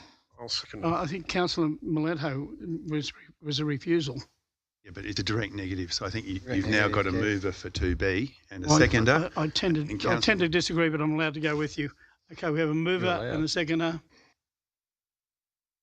Mallard and McDonald with 2 N's. In the spirit of the motion, then, well, can I move it rather than being a direct negative? Can I move an amendment? Amendment is Amendment that it comes back to council after we have a look at what it looks like this year, without committing to the full 10,000 and revisit it. that's just a direct negative, i.e., not to commit. Can you not move a You deferral? can't have an amendment that's a direct negative. You're just effectively voting against the I motion. speak, Mr. Chairman. Yeah, Councillor Mileto has spoken. You've spoken against the motion. Councillor Whitten. Look, I'll speak against the motion for the simple reason I agree with Councillor Mileto. I think committing 10 and 10 is it's a lot of money still, and I hope that I hope all the excess. Like I fully support this, right? But I think it deserves to come back for reapplication every year. And you know, I would ask the applicants to probably put in an early application to say this was really good this year. We'd like to get an idea from council. I'm not giving them any guidance, but I'm giving them guidance.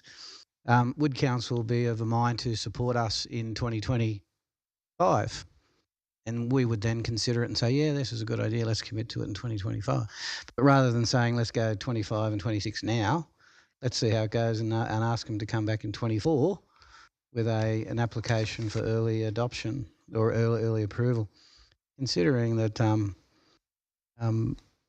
we've got a council election next year, so it might change, you know. So that's why I'm voting against it. Not because I don't support the idea, it's because committing to 20 grand. Before I go to you, Councillor McDonald, you'll be closing the debate. Any further comments as regards to the motion? Councillor Mallard. Yeah, I'm going to speak in support of the motion. We've made multi-year commitments to other events previously. I believe we did with the Show Society. I think we did with Nublar as well from memory. Look, this is an event we've heard. It's successful, it's growing, it's getting bigger and better. I think providing that certainty that they can keep planning ahead for what artists can they look to bring in future years and having that certainty I think is reasonable and we're contributing a fraction of their budget. It's a big event that we know is going to bring people here. So yeah, I'm happy to lock it in for a few years.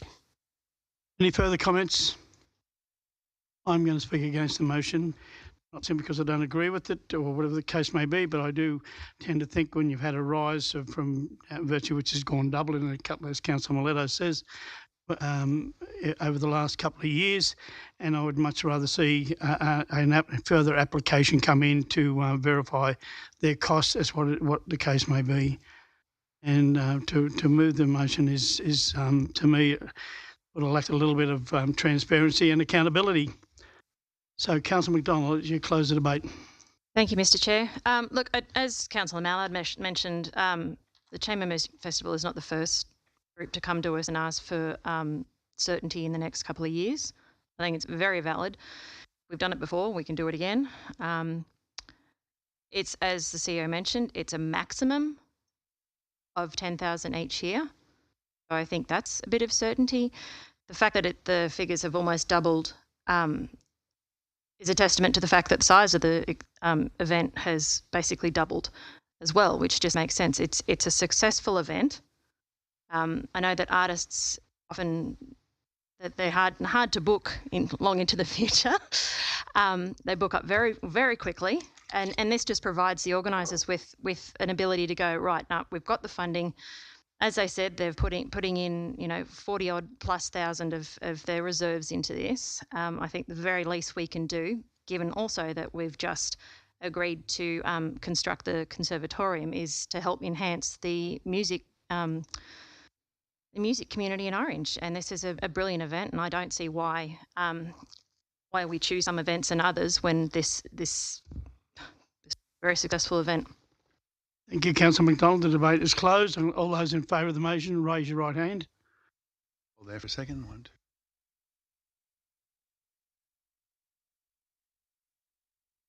6 is 6. 6 or 5? 6. Okay. Hands Count again. five. I count Hands 5. again, please. Hands again, those 4. 2, 3, 5, 6. Yep, okay. Those against? 6 all. Yes, Committee Chair. I'm going to use my casting vote to go with against the motion and let the organisation come back with further applications in the following years. The motion is defeated. Now move on to item number 3, which is sponsorship of Rotary Club for the amount of $5,000 for the Orange Volcanic Mountain Challenge to be held on the 24th of March 2024. Second that, Mr. Chair. Moved by Councillor Hamming, seconded by Councillor Whitten. Any discussion? Councillor Peterson. I need to say the Volcanic Challenge is a great event, a tribute to the Rotary Club. I'm particularly grateful that in previous year and this year they've got like a smaller event for, say, people with prams who don't want to do the 11K run. My record, by the way, was 1 hour 40 seconds. So I'd like to break it. Any further discussion? I'm going to put that recommendation. All those in favour, raise your hand. Matter is unanimous. Item number 4, sponsor the Orange Touch Football Association for the amount of $4,720 for Junior Touch Football Championships on the 21st of January 2024. It's been moved by Councillor Hamling, seconded by Councillor Greenhalgh. Any discussion? Yeah, I'm happy to talk to this. It's incredible what touch brings to this town, and I think we should be extremely proud of the high esteem in which our Orange City Touch Association is held in, and good on them for putting their hand up for this. And I can't wait until our sports precinct is finished so we can attract bigger and better touch tournaments to our colour city. So very happy to support this. Mr. Chair, I'll just. Oh, sorry. Someone else speak. Councillor Hamling. Yeah, I'm happy to support this. Quiet time of the year around that January period. People are away on holidays, so to inundated with young touch footballers, they'll bring their families out.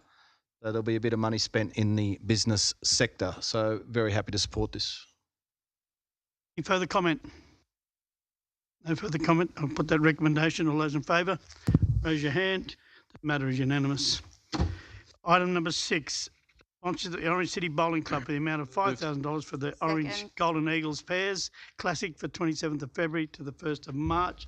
Moved by Councillor Hamling, seconded by Councillor Greenhalgh. Any discussion? You playing? Councillor Mileto. What do you want to? You just asked whether you were playing. Mileto can go first. Overarm. Councillor Mileto. Thank you, Mr. Chair. Look, I think this is something which Orange City Council has supported for a long time. I guess I just point of clarification, CEO or the relevant director, so it gives myself a better understanding. I have this question which has been raised by me by a couple of ratepayers, and that is why does council support licensed premises even though it's an Orange City Bowling Club? I understand that. We're supporting an event which is held there. When it's a licensed premises which has gambling machines, how does the criteria fit with regards to Orange City policies? Mr. Chair, I'm not sure that we have a policy that forbids it, is the answer. Well, I'm sure we have a policy that, I'm sure we don't have a policy that forbids it. Through you, Mr. Chair, that is correct. So we don't actually have a policy that forbids us to fund events being held in licensed premises. All of those licensed premises do have gambling machines like poker machines there. And with a lot of these associations, they are not-for-profits. It's not actually the bowling club hosting or putting that event on. So, yeah, at this stage, that's not within our policy. However, if council chose to want to change that policy, that can occur. Any further discussion? Councillor Greenhill. I'm happy to support this motion, and Director Rob is absolutely right. This tournament that's been going on for a number of years is organised by volunteers. The Deputy Mayor and I attended last year, and one of our locals, Lee Stinson, was one of the winners, and it attracts bowlers from everywhere. And I think it's great that we're going to be involved in this again. People actually line up from year to year to get in to play in this tournament. So I think anything we can do as a council to promote this and keep this event going in our colour city has got to be a win-win.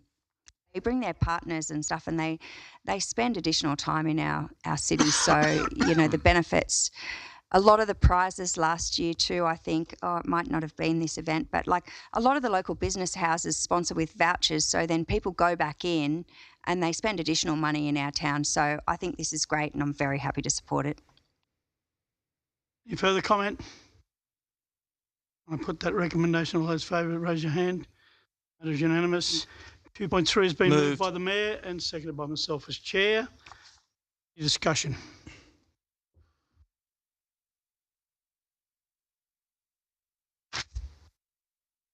Okay. The recommendation is that Council waive the fees of the higher fees for the Orange Function Centre for the funerals of the Tut Keegan and the former Mayor John Davis. Mr. Chair, I'll just ask it. So, with the funeral being on Friday, would we be also lowering the flags at half-mast in council buildings, and probably inviting any councillors that do want to come to probably make a guide of honour or something somewhere along the line or something? We'd have to talk to the Davis family, obviously. We'll talk to the Davis family. We've spoken to a couple of people on the subject. We will drop the flags to half-mast. No problem at all. Thank you. Okay, any further discussion? It's 2:00 too on Friday, by the way. Any further discussion? Put that resolution. All those in favour, raise your hand. Is unanimous. Being no further matters for finance, I shall call on Councillor McDonald, Services Policy Committee.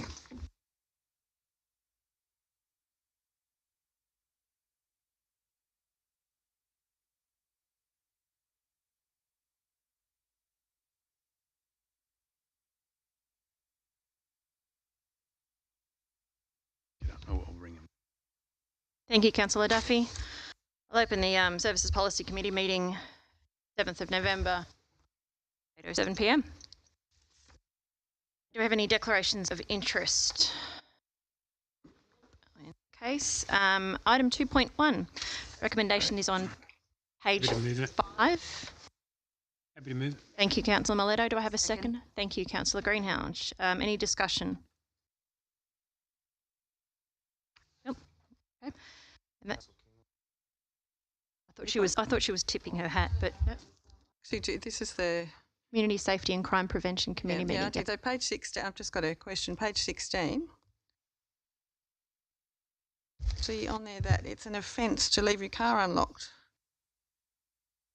Is that right? I believe so. Okay. Surprised me. I haven't seen that before, and not that Plus, I do your it. insurer won't like you very Being a much. law-abiding citizen, not that I do it, but. Any other discussion? Miss Chair, we're coming into that summer period. I suppose it's opportunity for our residents to go out and probably spend a bit of time outside, out the back, having barbecues, whatever.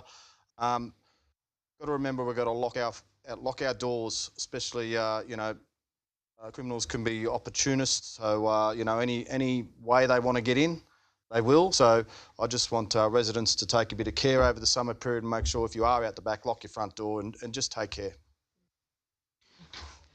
Councillor Mileto. Thank you, Madam Chair.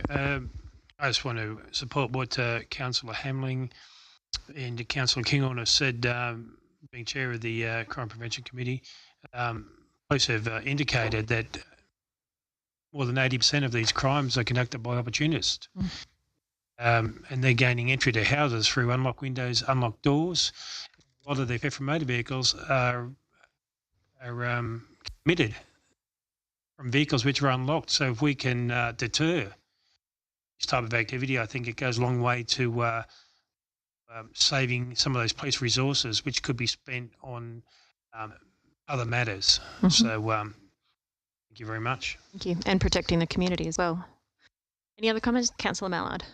Thanks, Chair. Yeah, I just had a question through you. I'm not sure to whom. Interested in the context on page 8 under item 4.2, it says there was discussion on amendments to the Criminal Responsibility Act to raise the age from 10 to 14 years of age. Yeah, I'm interested in what was the context of that. I haven't seen a New South Wales announcement. I know the ACT is moving and I know some other jurisdictions are moving, but anyone? That on notice? Yep, I'll take it on notice. Thank you, Director Maunder. Any other questions or comments? All right, in that case, I'll put the motion. All those in favour, raise an arm. Unanimous, thank you.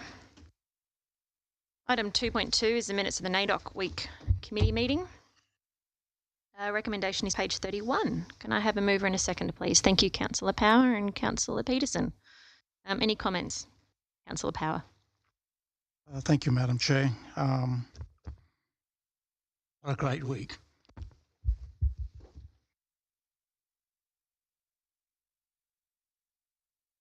It was an opportunity for our community to come together and to see our community turn up in force with the division, with the divide. But we said we would stand shoulder to shoulder, hand to hand, and absolutely just celebrate our culture. To see the Family Fun Day, to see the Women's Night Out on the Friday night, to see the March Day. And I can be biased in many points as the chair for many years, but I'm just here in the community just saying that this was the biggest ever. It was really great to see our wonderful mayor being there too, and the community come together, and those school children just come in from Millthorpe, from Molong, schools coming in, the NAIDOC. It was just, everything was just so overwhelming. A big congratulations to the director, Scott Warner, and the staff. And I'll echo it again, Christian Hunter, she's just an outstanding employee. We can't, our staff have got to be supported. Our staff have got to be celebrated. Our staff have got to be congratulated on what they do for us as councillors. And it was just an amazing thing. And to finish it off with the jewel in the crown that I've always said for the last 22 years, I didn't realise it was 22 years since I've been a part of this. It was just an amazing night to be a part of that and to see other councillors that could attend, the mayor to be there too. Unfortunately, my good mate from North Queensland was having a crack at he and I right through the night, but it made the night so enjoyable, such an entertainment too. So on that behalf, thank you very much to all the community that come together and to make this a celebration of NAIDOC and our culture. Thank you. Thank you, Councillor Power. Those beautiful words. Councillor Greenhalgh. Yeah, I'd just like to echo that. It was fabulous to come together for the ball, and the entertainment was A1. So thank you to our Deputy Mayor for that. It was very entertaining and we all felt a part of it. And I think to have his personal touches in the commentary about Orange and our mayor and stuff like that, I think was absolutely amazing. And I can honestly say, hand on heart, you could ask everyone that was there and they'd be more than willing to sign up for their tickets already for next year. It was a great event. It was great to recognise the Indigenous people in our community going from strength to strength, whether it be sporting achievements,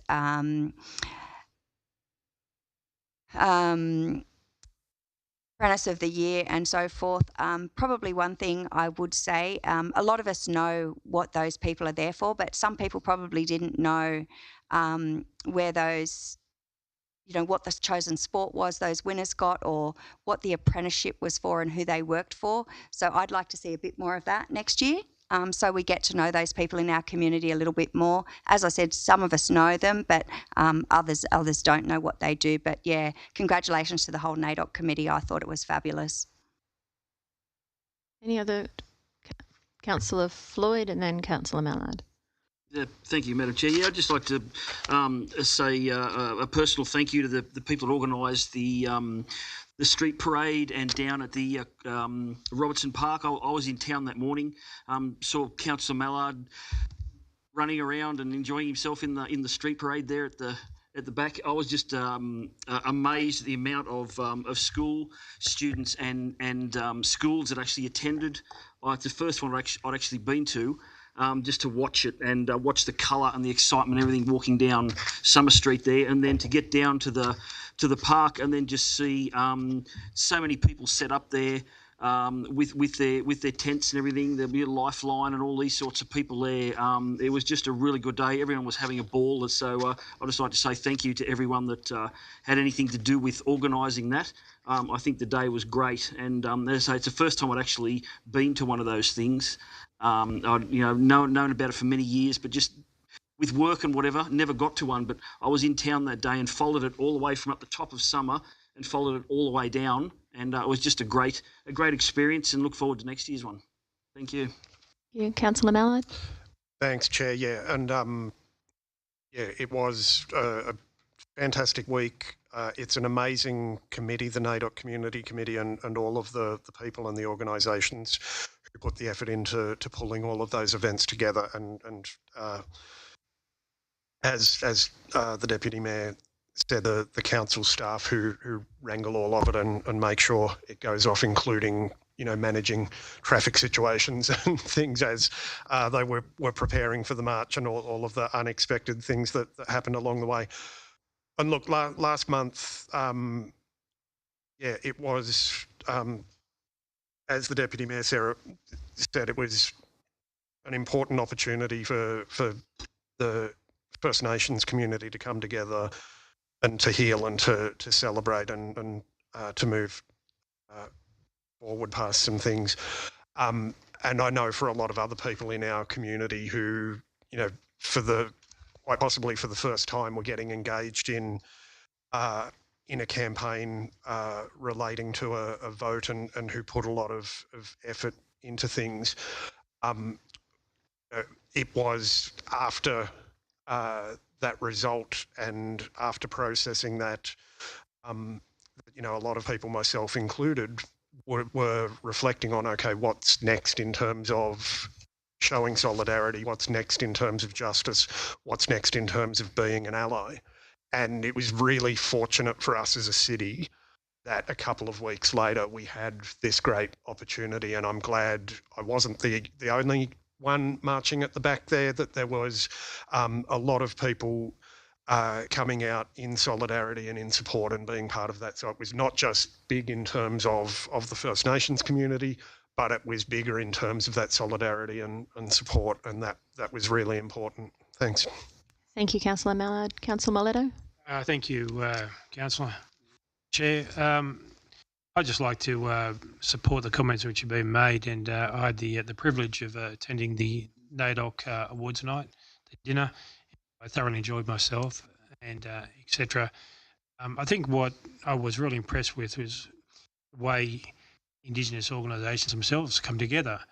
And whilst Council do have a major input through the NAIDOC committee, and that with help assisting with these events, it's pleasing to see organisations such as Aboriginal Land Council, who allow their staff or some of their staff to help with that night. And I understand that Annette Steele up there allowed probably 5 or 6 of her employees, gave the time, who embraced and were very passionate about the whole week, but allowed them to have that time off to contribute to the night. And I think it goes, sometimes we underestimate the contribution that Indigenous people and those organisations was making those events so successful. So well done to all involved. Thank you, Councillor. Councillor Duffy? Yes, thank you, Madam Chair. I don't think to concentrate on this year. I think we should look at previous years as well. The NAIDOC committee has been an exceptional committee and has worked at this quite for a number of years, because I've taken busloads of students down there from various different schools, and it's been a success every year. And I think credit should go to the NAIDOC committee for over the years, because it's been a wonderful event. Any other discussion? I would like to echo what has been said in that yes, it's always been a great event, but I believe that this event this year had particular significance in light of recent events. So I absolutely, it's fantastic. I wish I'd been able to attend. I was unfortunately out of town that week, but I remember having a phone call with the Deputy Mayor and he was just buzzing because it was just such a success. So congratulations to the committee, to staff and to all those involved in it. Any other discussion? I'll put the motion. All those in favour, raise an arm, please. Easy done. Thank you.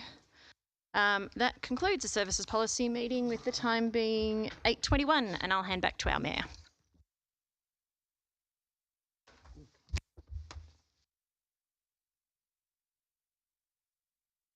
Thank you, Councillor McDonald. We'll now resume the council meeting and move on to notices of motion or rescission. 4.1, notice of motion, National Roads Transport and Infrastructure Congress. Report by Councillor Evans. Thank you. Thanks. Moved by Councillor Evans, seconded by Councillor Floyd. I'll speak briefly to it, Mr. Mayor. Thank you. It was a good couple of days down there in Canberra. I think that the standout presentation for me was the young lady from Grattan Institute, who gave quite a good rundown of their studies of grant applications. As we know in local government, a lot of the funding for our infrastructure projects comes from state and federal government and how we apply for grants. So to hear what are the bottlenecks, what are the challenges in getting our roads and infrastructure repaired adequately, I think was quite good. Main point I found was where we've got grants attached to timelines for funding, whether it be 6 months or whatnot. She's described them as ribbon cutting events for the politicians, which is interesting. But what that does to us is it puts councils, and particularly smaller councils, in a situation where you've got no resources. You've got to now go get a job done. Your price for tenders go up because you're trying to rush it. You don't have the time to do your due diligence, and you end up in all sorts of trouble. I think, they're going to really press the state and federal government to get rid of those timeframes on grants that are handed out, so that we can, or particularly the smaller councils, can get to them when they're able to, and they're not dropping tools at one job to go and start another just for the sake of getting it done. Thank you. Thanks, Councillor Evans. Any others? Councillor Mallard. Thanks, Mr. Mayor, and thanks, Councillor Evans, for the report. Was to get a rundown on what was covered. I just wanted to note, it's striking, and it's a sign of where we're at, that National Roads Transport and Infrastructure Conference had a session on delivering affordable housing. And I appreciated that info on page 51 about things that local government can look to do, including identifying land and working to partner with organisations like community housing providers. And it was good I got to go last Friday to check out Housing Plus's Lantana Place project, which has finally come to fruition after a bit of a bumpy ride a few years back. And it's great to see that one there, but looking forward to the stuff we'll have coming through, where I hope we can look for those opportunities in terms of the audit of our land and looking at what more we can do. Thanks. Kinghorn. Oh, yes, thank you. Just a couple of comments. In relation to the roads, just noticing that part that says delaying repairs worsens roads and costs, so it ends up costing more over the lifetime of the asset. I thought that was interesting and probably obvious. I thought the affordable housing stuff was good. Thank you for doing that so comprehensively. There was also, in relation to natural disasters and stuff, a section where it was discussing asset cataloguing, including the condition of assets and having that catalogued and ready for like insurance claims and that sort of stuff. I assume we do that. Do? Thank you.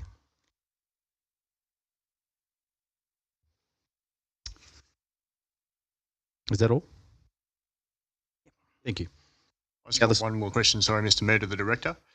Do we know if that report from Garton's come out yet? And if so, are we going to be tabling it?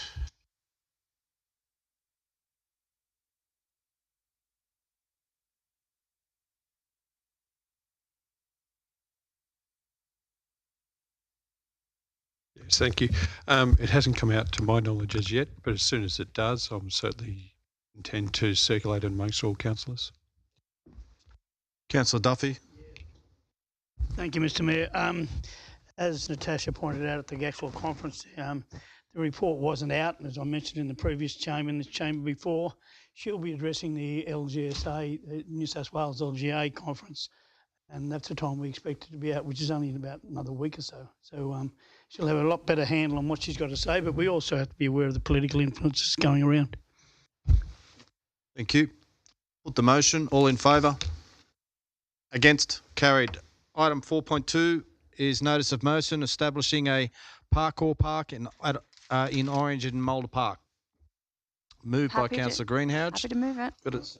Mr. Mayor. Seconded by Councillor Whitten. Are there any speakers? Oh, there's a few. Okay, who wants to go first? I'll go. Go Councillor Peterson. Sure, thank Along the you. line. I certainly speak in favour. It sounds awesome. Would have loved such a thing, and I'm sure the medical fraternity in Orange will like it as well. I also wanted to know, in the feasibility study or later, just want to clarify the indemnity implications that it has for council overall, and not just for parkour, but could be for any park.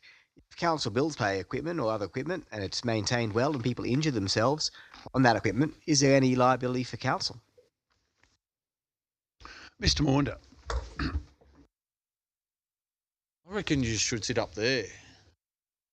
It's in your Gallery. head. Maunder, this is not unlike other facilities we own and manage, correct? Like the pool and through Mr. Chair, it's complicated, as most legal matters are. Essentially, it comes down to the knowledge of the participant. If they encounter an obstacle or a feature which is unexpected, then council would be found liable. But if it's a known feature or a known obstacle or part of a park, then there's no liability to council. They're generalities. So if you went down a big slide and then there was a brick wall at the end of it, even though you'd elected to go down the big slide and you hit the brick wall, which was unexpected, then I'm just using an example. It's that, or if there was a water ditch, something that was incompatible with going down a big slide. But if it's compatible with the activity, so we have it with our swings, we have it with BMX, we have it with mountain bike parks, etc. So that's I'm generalising. There's always exceptions, but that's how it's a known activity. So play netball, you might bust your ankle or knee or so on and so forth. So. Thank you. Councillor Power. Yeah, I definitely support this. Anything to do with getting our youth active, away from their phones, away from their play games, and just being out there. I think it's a fantastic idea, and I thank Councillor Greenhalgh for bringing this up and hearing the young speakers, motivated speakers. It's their generation that will utilise these parks, but I think it's just a fantastic idea. I do have one question, Mr. Mayor.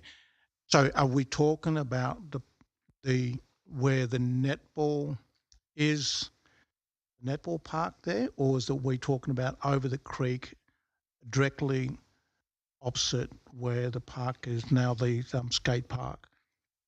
you mean on the velodrome side? Someone. Sorry, just to get some clarity, because that was asked for me in relation to this motion. So there were a couple of options put forward. It is generally to investigate it. The issue on the southern side of the lake is that was part of the lands agreement. and so ultimately we won't own that portion. If we were doing so, unless we were to have an arrangement with the Lands Council, so I would, in the feasibility study, come back to council with a recommendation on this side of the creek bank, if that makes sense. Thanks, Mr. Mayor. Councillor McDonald. Thank you, Mr. Mayor, and thanks to Councillor Greenhouse for bringing this. I was really impressed with Connor and Alexander. I thought they were some of the best speakers we've ever had in a public forum. So, on passion alone, they should be supported. I absolutely agree that this is something that's worth investigating. The more things we have for all ages around our city, the better and healthier our community and more connected we're going to be. So absolutely behind us. Thank you. Councillor Miletto. Thank you, Mr. Mayor, and I thank Councillor Greenhouse for bringing this notice of motion before. I support the motion. I did have two questions, and one which was asked by Councillor Peterson. Second one is, I guess it's a point of clarification. Listening to the speaker, is it my understanding that some of this activity may be run as a small business by an individual?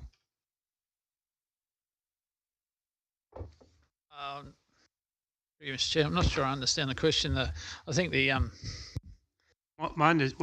listening to them. Gym sports. What's that? So it's a sport which is run by an instructor. So if the instructor runs it, is he charging the participants to be involved? Which then leads to my next question, and that is, if that occurs, is that person who is running those classes required to have public indemnity insurance using council equipment to run their own business? Yes and yes. So I'll give you an example. The skate park, the current skate park, Jack Lomas. So we have events down there that are run by a commercial business. Kids pay to attend. Part of that is they have a hire agreement with council. Part of their hire agreement with council is that they're indemnified. And or they have public liability insurance, rather. Yeah, thank you. So I guess, and whilst I'm supporting this, as I do majority of other sporting activities, just wondering what, in these circumstances, and I know there's been issues in other councils where people have been denied doing yoga classes and stuff like that on council ground, which I found it interesting, would be a polite way of putting it. But what checks does Orange City Council do to ensure that people do have the relevant insurance in these type of situations? So that comes through the event applications team. It's a thorough process. It's included in that. It's Director Rob's area.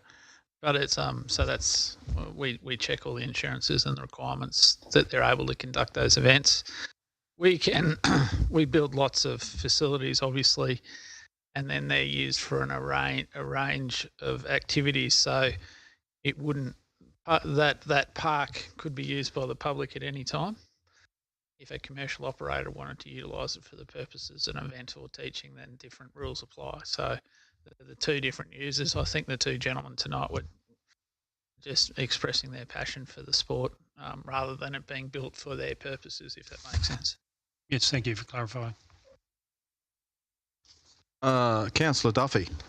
Thank you, Mr. Mayor. I'm going to support it 100%, but I do have concerns. My concerns are revolved around the insurance with the compliance with, which we do know with junior sport and senior sport, with sports medicine, sport training, and when you're talking about things called plyometrics and all those type of things there as regards to using your weights and things like that. I hope the report will address the issue of the insurance involved if there's someone goes there and has an accident and without quality training or whatever the case may be, same as what we do with our swimming pools. Councillor Floyd. Yeah, thanks, Mr. Mayor. Yeah, look, I thank the councillor for bringing it up. This is great. I've never seen this before. I wasn't really aware of what this was all about till I got into this and read it. But three things come out of it for me, and the reason why I'm supporting it 100% is the around the potential for the lowering of crime rates in with the kids that are there. I think is great. And of course, the most obvious probably is the physical benefits. But for me personally, again, is around that mental health space. If anything that we can do to help the kids physically and mentally is great. So, supporting it 100%. Thank you. Councillor Mallard. Thanks, Mr. Mayor. Yeah, I'm happy to support it as well. And yeah, I think as one of the speakers, this is right in line with what the community said they wanted in our community strategic plan, that we need more for young people to do around town. And I think commend Councillor Greenhalgh for bringing this one forward. And yeah, similar to what Councillor Floyd was just saying, one of the things for me, this goes again to what I talked about a bit in relation to your mayoral minute, that the underlying causes of disadvantage leading to antisocial behaviour and those sorts of things, if we can tackle it in ways by engaging younger people in positive activities like this, I think it's a real opportunity to address things in a constructive way. Thanks. Councillor Whitten. Thank you, Mr. Mayor. Just for the people listening and in the gallery, we're not approving it. This is just a feasibility study. But I'm looking forward to the feasibility study coming back that will answer all of the questions that have been raised tonight. And certainly it has always been a challenge for any community in any generation to provide activity for the younger generation. And over the years, we've had skate parks like skating rinks and all those sorts of things, which have been great. And certainly this will be widely utilised should council go the next step and approve the implementation of it. I think we invented this back in my day. We used to jump across roofs and stuff like that, running away from the owners. And no, so no, it's. I've watched a lot of this stuff on social media and YouTube, and yeah, they're very skilled young people and old people. I'll put the motion. Comment? You're just a mover. You don't get to say. Show me your motion, councillor. Yeah. A long time ago, there was a council who used to comment and he'd lose the motion. Yeah. No, I just want to thank Connor. I think it's great for someone of his age and stature to come forward, and I think as councillors it's really important that we listen to the younger generation. I also think it's really important that it's suitable for all ages and all abilities. It's about promoting respect, others and our environment, and it sits well with our work, rest, play and stay strategy. And until Connor said that tonight, I didn't know that the gentleman, Alex from Newcastle, had actually approached Connor to go their area of town as such. So I think, it's unstructured sport. Not all kids are made for that structured sport. So I think if we can provide an opportunity for kids to become more resilient, to be more determined, to set goals and strength and stuff for themselves through something like parkour, it's just a win-win. So yeah, I'm excited with and also just to touch on Councillor Miletto's, the parkour parks do have to meet specific Australian safety standards, obviously. So yeah, we'll be looking into all that sort of stuff as well. But I think exactly what Director Maunder said, the boys are just over anxious to be able to support people out in the community. But yeah, it's definitely not something that we're building specifically to support Central West Gym Sports. They do have a limited temporary little area set up there, but with it expanding so fast, and I think I had calls from Dubbo, I had calls from Bathurst about this motion. So we would be the only facility this side of Sydney and the Blue Mountains. So I think if we can be innovators, we've got the opportunity to host competition events and so forth in the future. So who knows what we can bring. But a couple of the councils, Scott, you might remember which one had actually won in the stuff I sent through, had won the architectural award for their parkour park. That was one of the ones in Sydney, wasn't it?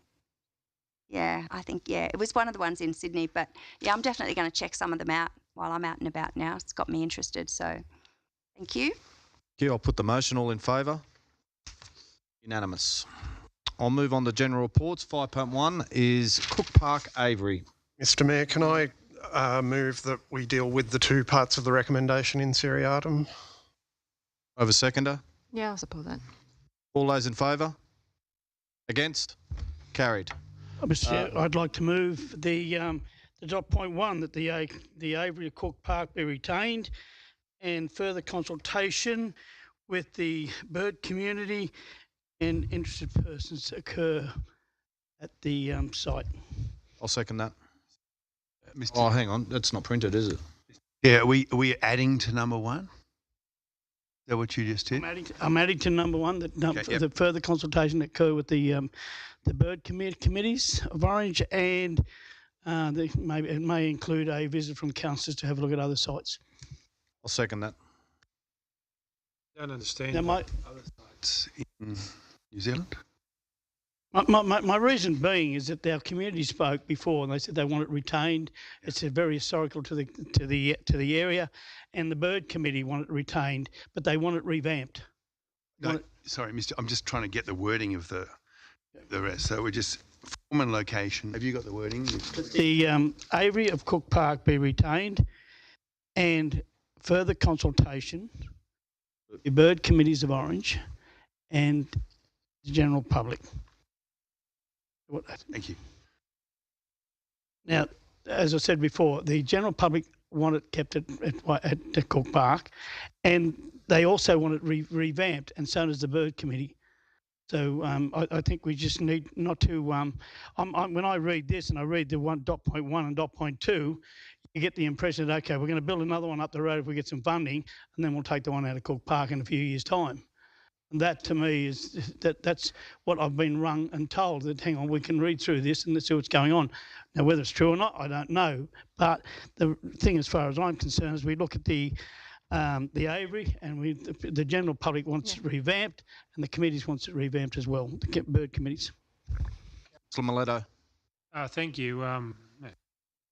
Thanks, Councillor Duffy, for your comments. And my understanding, reading that is not what it says, but thank you for clarifying. When you, I guess it's a point of clarification to the CEO for you, Mr. Mayor. When you say revamp, are you talking about just upgrading? Or are you talking about expanding Cook Park? Have it just changed upgrading to upgrading?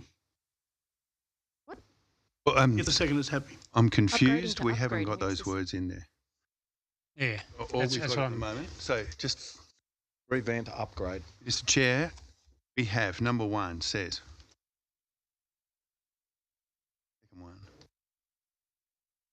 So at the moment, Councillor Duffy's got the motion that the Avery at Cook Park be retained and further consultation occur with the bird committees and general public. I thought he was asked. There was something in there about him wanting it revamped. Maintenance and upgrading. That's what the general public wanted, and that's what the bird committee wanted. So we'll add on maintenance and upgrading options. Thank you. That's the motion. Yep. That's the motion. Any other speakers? Councillor Mallard. Thanks, Mr. Mayor. I'd like to move an amendment to point one then, and that would be so that it reads that the Avery at Cook Park be retained until the establishment of a free flight aviary in Orange, after which the Cook Park aviary be decommissioned and removed, and any birds that can't be relocated to the flight aviary be rehomed.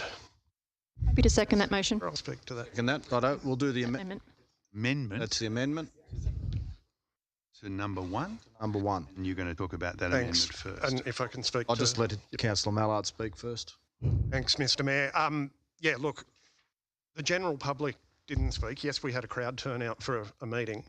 That's not a community consultation. That's not a measure. And as the staff report indicates, there are strong views in both directions. I fully support we need to have an aviary as an attraction in Orange. I understand the attachment some people have to the Cook Park aviary, but the reality is, as the report notes, it's not suitable for modern times. It's not fit for purpose. It might comply with the legislation that we need to operate under, but if you look at the New South Wales Code of Practice, number 4, for keeping and trading of birds from the Department of Primary Industries, under general requirements, the basic needs of aviary birds are after adequate access to food and water, which is A. B, freedom of movement and ability to exercise or fly to the appropriate to the species. It clearly doesn't meet that standard.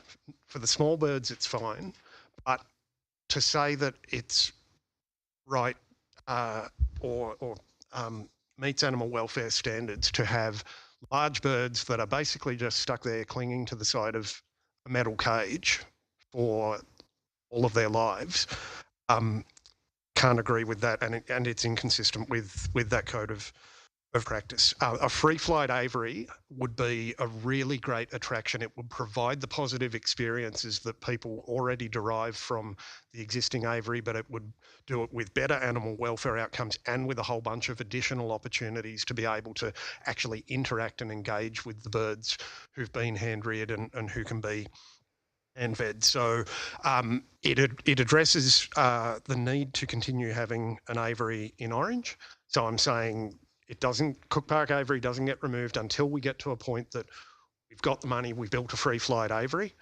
And the other things to note is that it's not just about the animals in the aviary that is the reason for relocating it. As part of the Cook Park Conservation Management Plan, the opportunity is there to enhance the amenity of Cook Park by removing or relocating that aviary. It can open up the pathway to the west to Samson Street, which restores or reinstates the original traditional configuration of that sort of park.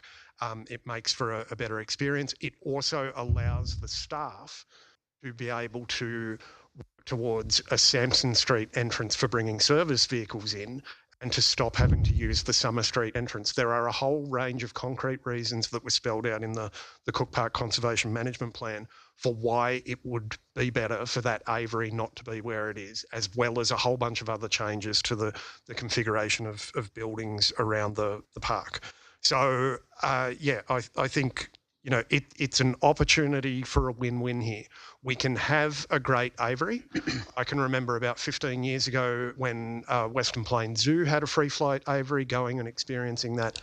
It's a really great way to be able to engage with nature, to be able to get that positive experience of getting out and seeing birds and being close to them without having the negatives that we currently have with the Cook Park aviary, and to then allow us to transform Cook Park in other ways. Thanks. Councillor Miletto. Thank you, Mr Mayor, and thank you, Councillor, for your comments. I'm going to speak against the amendment, though. Sorry? You said, of course you are. Councillor Mallard. The reason I'm doing so is because with Councillor Duffy's motion, he has asked that people in the bird industry be involved in that consultation period and provide their expertise with regards to what should occur with the bird aviary at Cook Park. And one of the recommendations may be that some of those birds, appropriate time, will be relocated to another aviary, which perhaps will go to Botanical Gardens up that way. One of the issues which came back with regards to some of the conversation, and whilst I respect the people who formed their opinion in the council and didn't go on public exhibition, but a lot of the feedback which we received was with regards to mental health.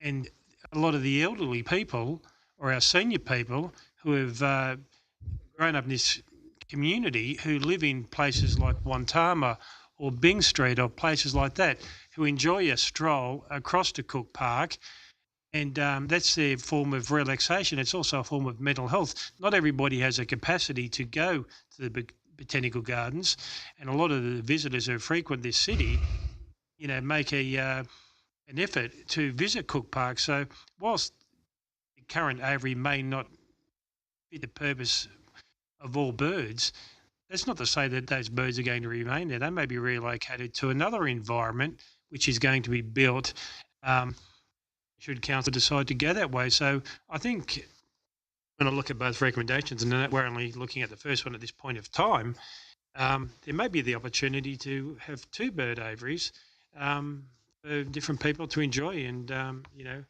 whether the birds should be caged or not is some of those birds may be recovering from injury. I've got no idea what the circumstances are, but there is an opportunity here to expand on what we already have, and it's also an opportunity for education for students who want to visit these aviaries and learn about the different birds in a beautiful environment, that being Cook Park and Botanical Gardens. So I'll be speaking against the recommendation, as you've already alluded to, Councillor, but thank you for that. And I'll be supporting Councillor Duffy under these circumstances with the original motion. Thank you.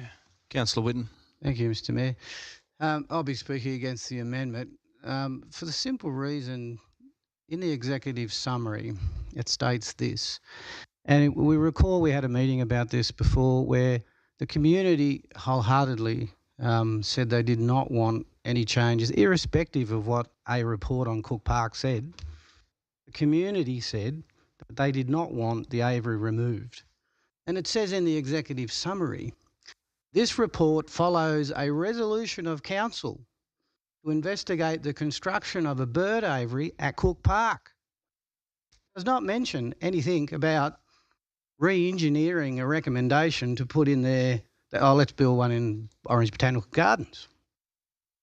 What it has done is brought some parts of the other agenda back into this debate, and by saying that, well, let's do a bit of work there. And like Councillor Mallard has just said, he's actually given up what the agenda is. Let's fix up the one in Cook Park until such time as we build one in the Botanical Gardens, and we'll rip the one down in Cook Park. Now, for that to happen, he needs all the numbers in this council to approve that. So my question is, why is there a recommendation to look at building an aviary in Orange Botanical Gardens when that was not the recommendation? Was not part of the recommendation. I don't need you to answer that, Mr Director, because I haven't asked you to. So here, this recommendation should be saying, if we are to do any works to the aviary at Cook Park, then we should be building a free flight aviary in Cook Park, not the Botanical Gardens. That would be the logical thing, I would have thought, based on the executive summary saying this report follows a resolution of this council to investigate the construction of a bird aviary at Cook Park to meet today's expectations of the captive fauna enclosure. That's why I'm speaking against the amendment, Mr Mayor. Thank you, Councillor Whitten. Councillor McDonald. Thank you, Mr Mayor. Obviously, I support the amendment. I find it interesting that we've got a couple of cases of amnesia here. Speaking of resolutions of council back in 2013, the same Heritage Master Plan which recommends removal, not because we don't like aviaries, but because it's not in keeping with the Victorian design of Cook Park, which is one of the best examples of a Victorian park design this side of the mountains. I'm not sure how many councillors have actually read that master plan. It is a bit of a weighty document, but I would hope that back in 2013, when it was voted on, it had been read. And the unanimous resolution then was to remove it. And there was no squawking, for want of a better term. I honestly don't see what the problem is with phasing out the aviary at Cook Park. It's in keeping with the Heritage Master Plan, for which council adopted, again, 10 years ago. It's been sitting there. I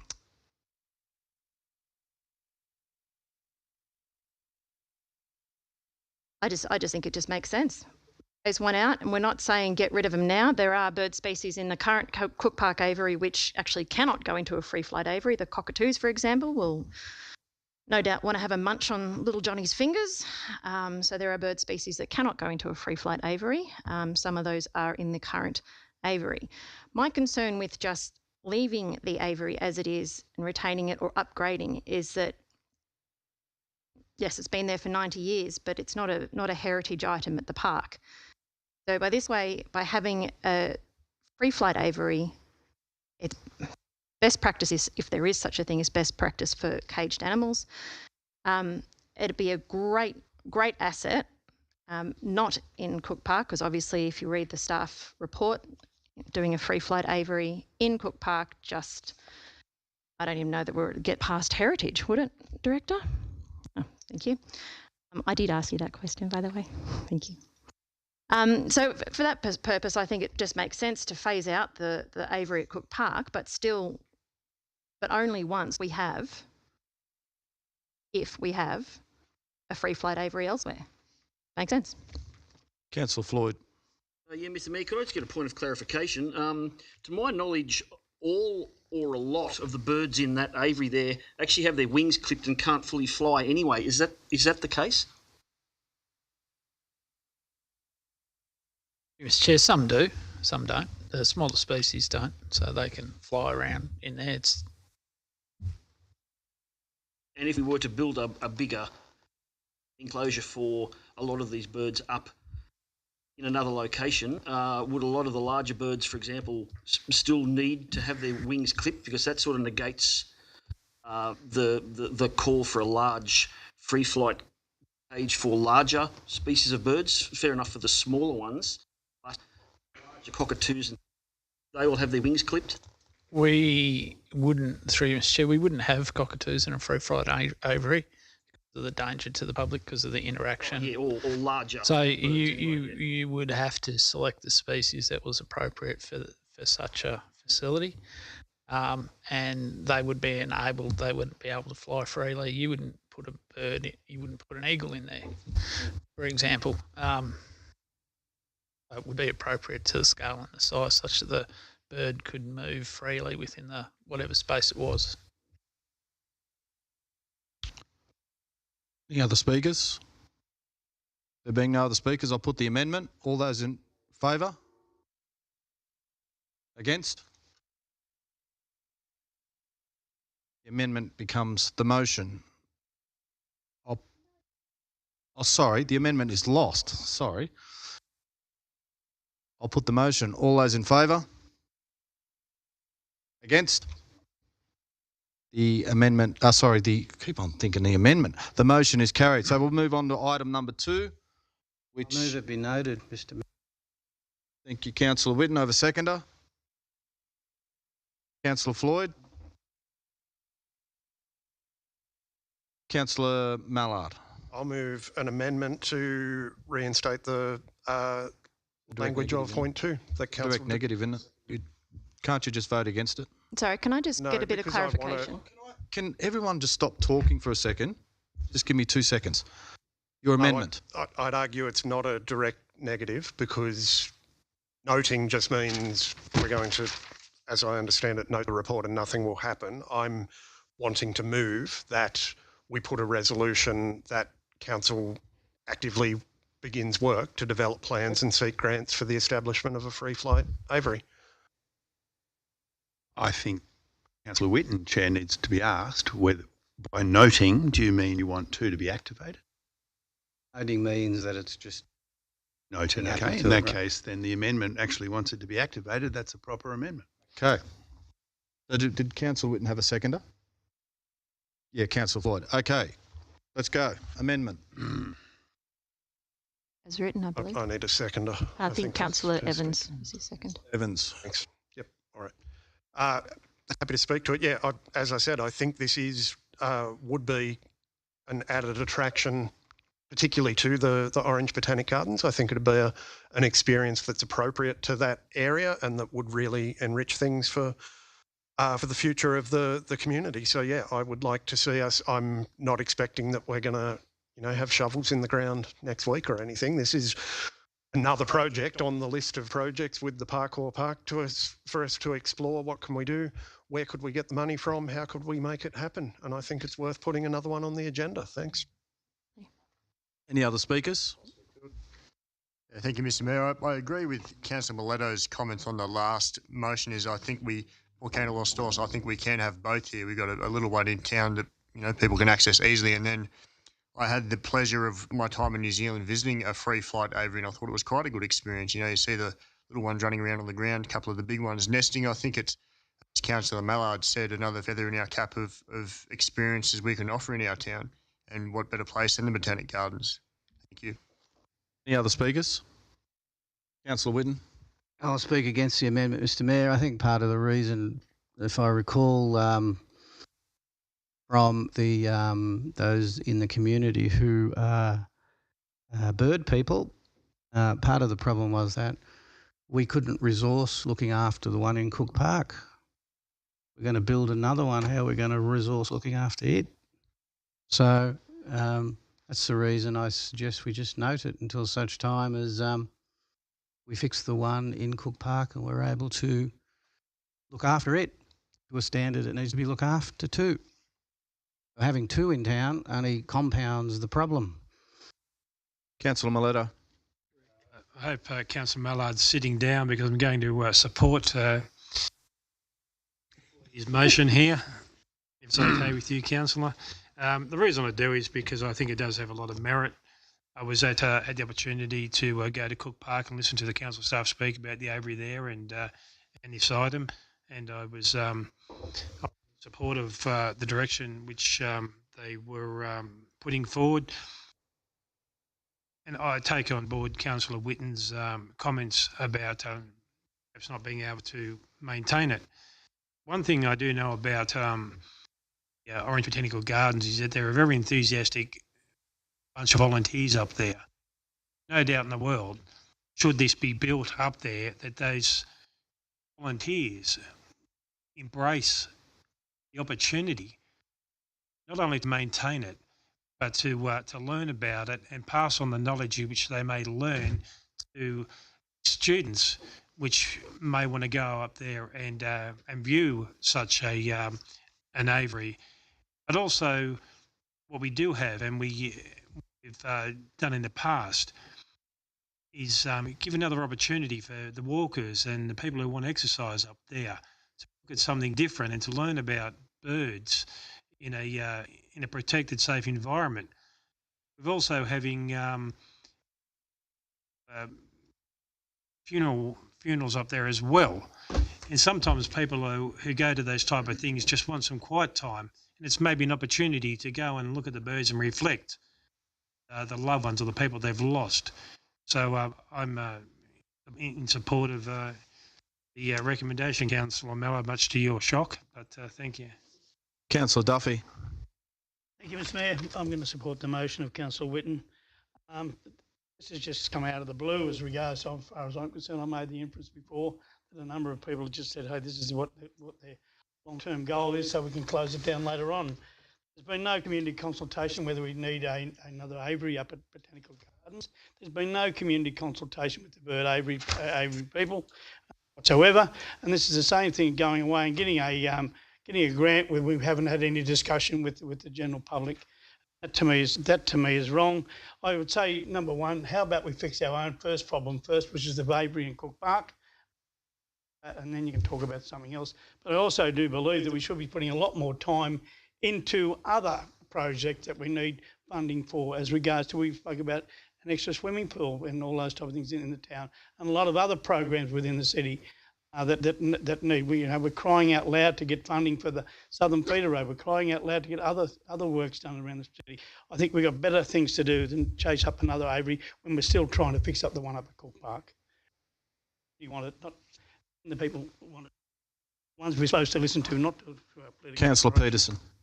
Yeah, look, I'll speak for the motion. I could see the community being a bit concerned about, say, potholes and footpaths, but yet we've decided to build a second aviary. I just don't think it's council core business. Even if we got a grant, we have to maintain it. So whilst I think it'd be a great idea, I just don't think it's council's hand to do it. Councillor Powell. Thank you, Mr. Mayor. As what the point 2 says, seek grants for the establishment of the free flight aviary. And I reckon when we look at everything that we have planned to go up there, including we're already funded for, which is the water park, you're looking at a community environment up there that children will actually have a component that will bring people together around an amazing botanical gardens. With no disrespect to Cook Park, I think Cook Park is a great venue. It is locked into where it's at this point of time. But I think a free flight of aviary and being down there, the staff that day on that Friday when we were all requested to go along and be part of the briefing. Was an amazing opportunity to actually see the excitement of the staff and their journeys around New South Wales and looking at some of this free flight places. This is really something that is really something that I think Orange will, this is the future. This is what Orange will have for the future, and I think putting this together was something really beautiful. So I support this motion. Thank you, sir. I'll put the amendment. Oh, sorry. Who moved it? You moved it, Councillor Mallard, and seconded by Councillor Evans. Yep. Have you spoken, Councillor? You haven't spoken for the amendment. Yep. Sorry. Okay. Look, I'll second what Councillor Power said. Look, I find it interesting that some councillors like to pick and choose what they want to into. I mean, the common thing to say here is, well, we need to have plans before we seek grants, and then that's, well, we don't want to be seeking grants because we've got other things to do. It's kind of just the cognitive dissonance is a bit interesting there. The other comment in terms of about not being council core business, I find it interesting too because we're guided by the community strategic plan, and I could think of several points in the community strategic plan where such an attraction would well and truly fit into council core business. So this is plans and seeking grants to establish. It's not saying, as Councillor Mallard said, it's not saying we're going to go and dig holes in botanic gardens or elsewhere to establish it tomorrow. This is, a few years in the process. And as Councillor Duffield always likes to say, let's get a plan so that we can go and get some money to do it. Thank you. Okay, thanks, councillors. I'll put the amendment. All those in favour? Can we just read the amendment again? Possible? Councillor Mallard, would you mind reading the amendment? As printed, isn't it? It's as printed. Sorry, as printed. Yeah. I was thinking about a previous. That is right. Number one. No. The amendment is as printed. Number two. Okay, I'll put the amendment. All those in favour?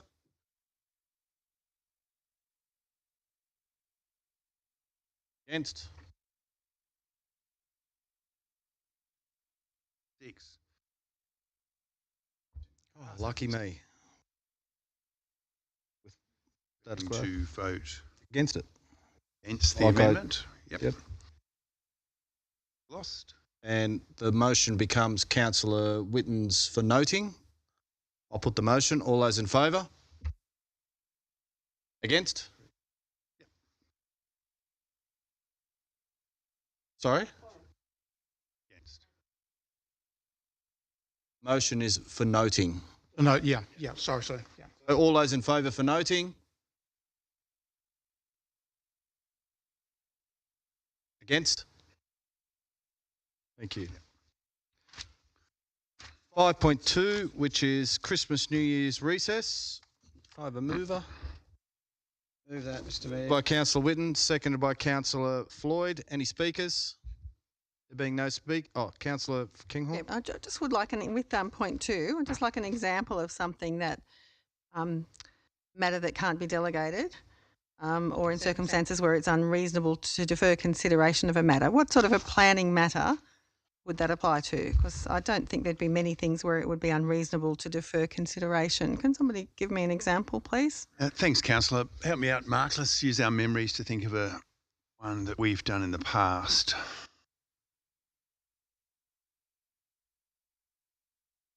Through you, Mr Mayor, it'd be something like potentially was either really significant or against the public interest that we'll be talking about, but mostly you'll find that we get a substantial number of DAs through in that time.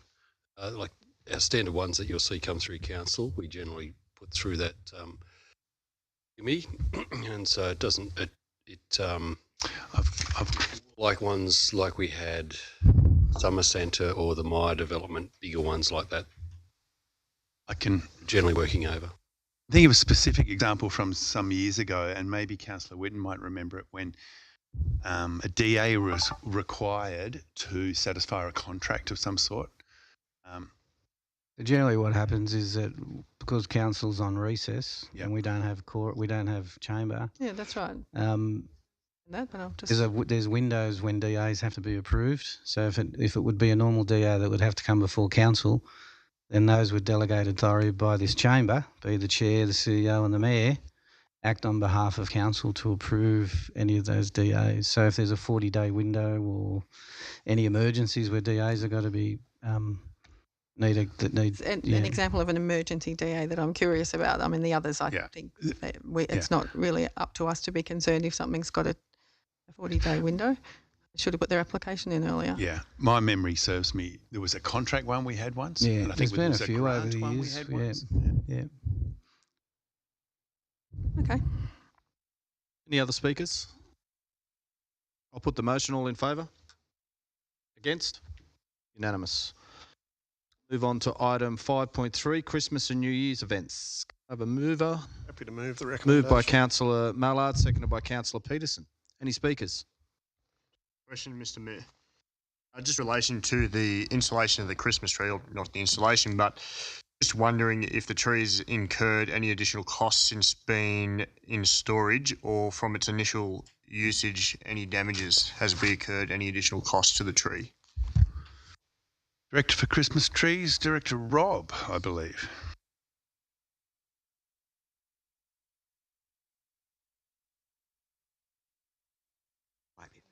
Evans, and through you, Mr. Mayor. There hasn't been any damage to the Christmas tree, but last year there was some large baubles were taken during that Christmas period. So we do need to actually purchase maybe a few more decorations for the big Christmas tree. That's basically the only thing that occurred. Thank you. Do we know what sort of estimate of cost it's going to be to replace those baubles? I'd have to take that on notice, but we do have it. Thank you. Mileto. I'm just wondering, based on the comment by Director Rob, is there any appetite for council to install any CCTV around that area to identify these felons who are stealing the balls? Be entertaining. I think they would take the gold ones. That's a serious question. So at this stage, we haven't got any plans to put any the actual tree itself. We did think this year we could delineate the fencing around the tree and the tree with maybe some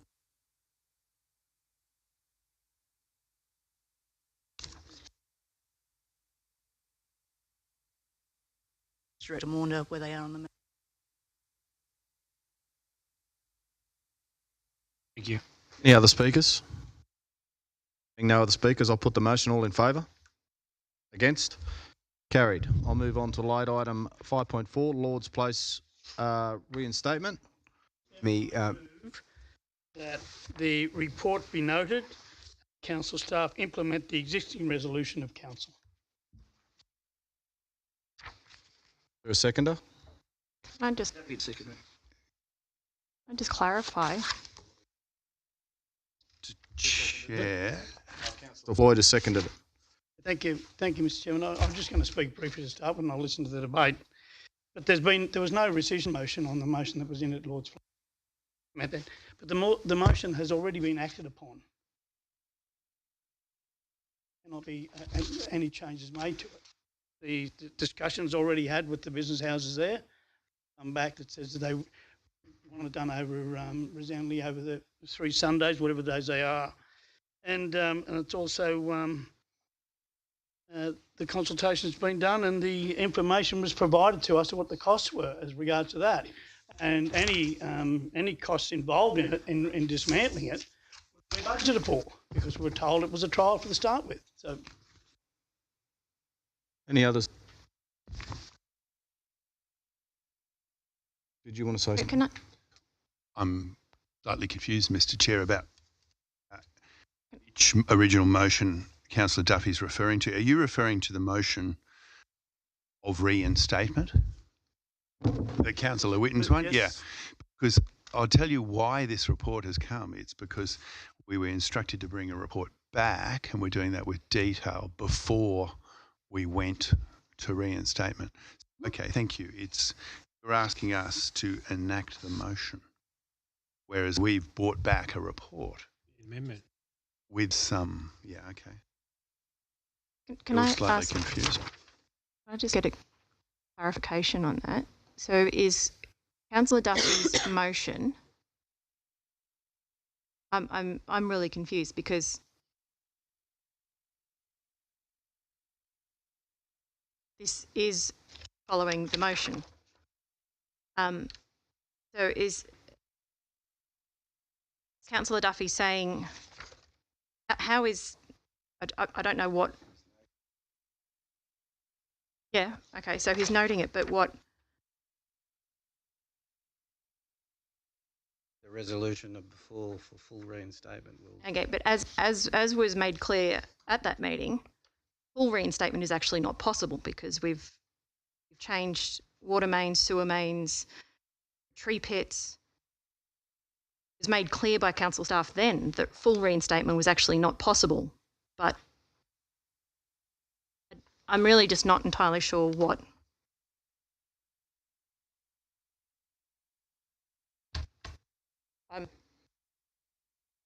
CEO, Mr. Mayor, I can't shed any light. can I move an amendment that we do the recommendation as printed in seriatim? I'll move it with an additional point. Hang on. Can you hang on?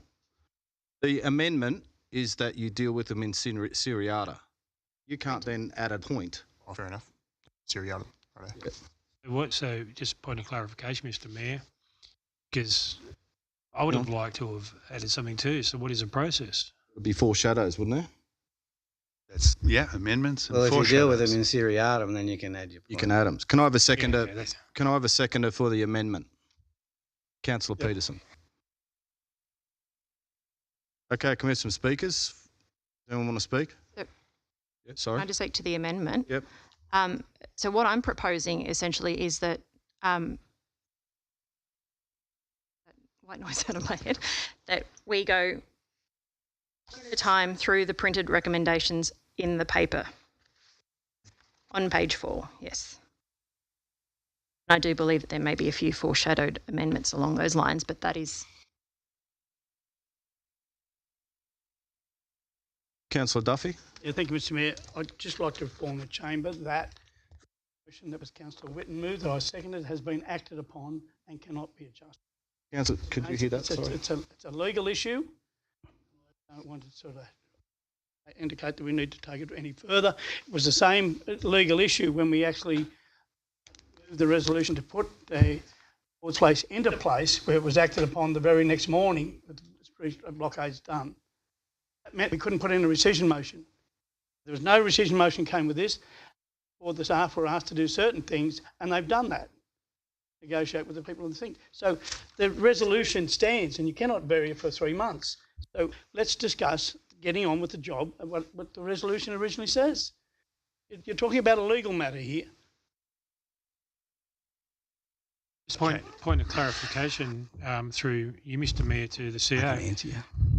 I agree with what Councillor Duffy says to an extent, but my understanding was that a report was to come back to council, which is this is what this is. So we're not actually. I can answer that. A report, not recommendations, right? This is re-engineering the original motion. You can't re-engineer the original motion unless only via a rescission or a lapse of 3 months, right? It never asked to bring a recommendation back. It asked to bring a report back. Can I ask? Of cost. Sorry. That was it. The costs there, not recommendations, right? Because point 7, and actually there are things in here that actually re-engineer the original motion, right? But I'm happy. This is the chair. This is the mayor's meeting. I'm just explaining. Thank you for the opportunity to explain, Mr. Councillor McDonald. Thank you, Mr. Mayor. Just a question. So when council staff went and approached the businesses, and so they've said, okay, these are our preferred timelines. What exactly were businesses told were the options? Were they actually told that certain people actually literally want to rip up the entire street, throw away some street trees and tree pits and all of that infrastructure? Or were they advised that under the grant we couldn't move those tree pits, we couldn't remove those trees, therefore trees would be staying and we're only actually getting 7 additional car parks. Was that actually communicated to the businesses, or did staff go along and say, hey, let's, we're going to turn back the clock and give you back the old ugly street? Okay, this is where I'm going to start disagreeing, Mr. Chair. Businesses were shown the motion from council that night, right? And I hear what Councillor Whitten and Councillor Duffy are saying. Council staff were given a motion. Mm-hmm. We took that motion away and we proceeded to work through it, noting it said reinstatement. Number one. Number two, I think I'm reading on page 11 here. We had collaborative dialogue, and then we brought a detailed report back to council. Now, if there are constraints in a motion, which there were found to be, I see nothing wrong with staff bringing back a report that then enunciates those constraints, which is what we've done. We've brought that back to council, and we are now, with recommendations, seeking guidance on what you want us to do. We still are doing reinstatement. We're ready to go on Sunday. But we're that is our thing. That is my view on this. Okay. I believe if Councillor Duffy is calling legals on this, as a staff member, I will then stop proceeding and say, Mr. Chair, if Councillor Duffy is saying this is a legal matter, I'm going to have to defer it and ask I go away and see which illegality this is. Because I'm not seeing it in. That's the best advice I can give you tonight. If there's an illegality in there, I'm not seeing it. I'm going to have to take it away and pull it to pieces. Seems to be two sort of.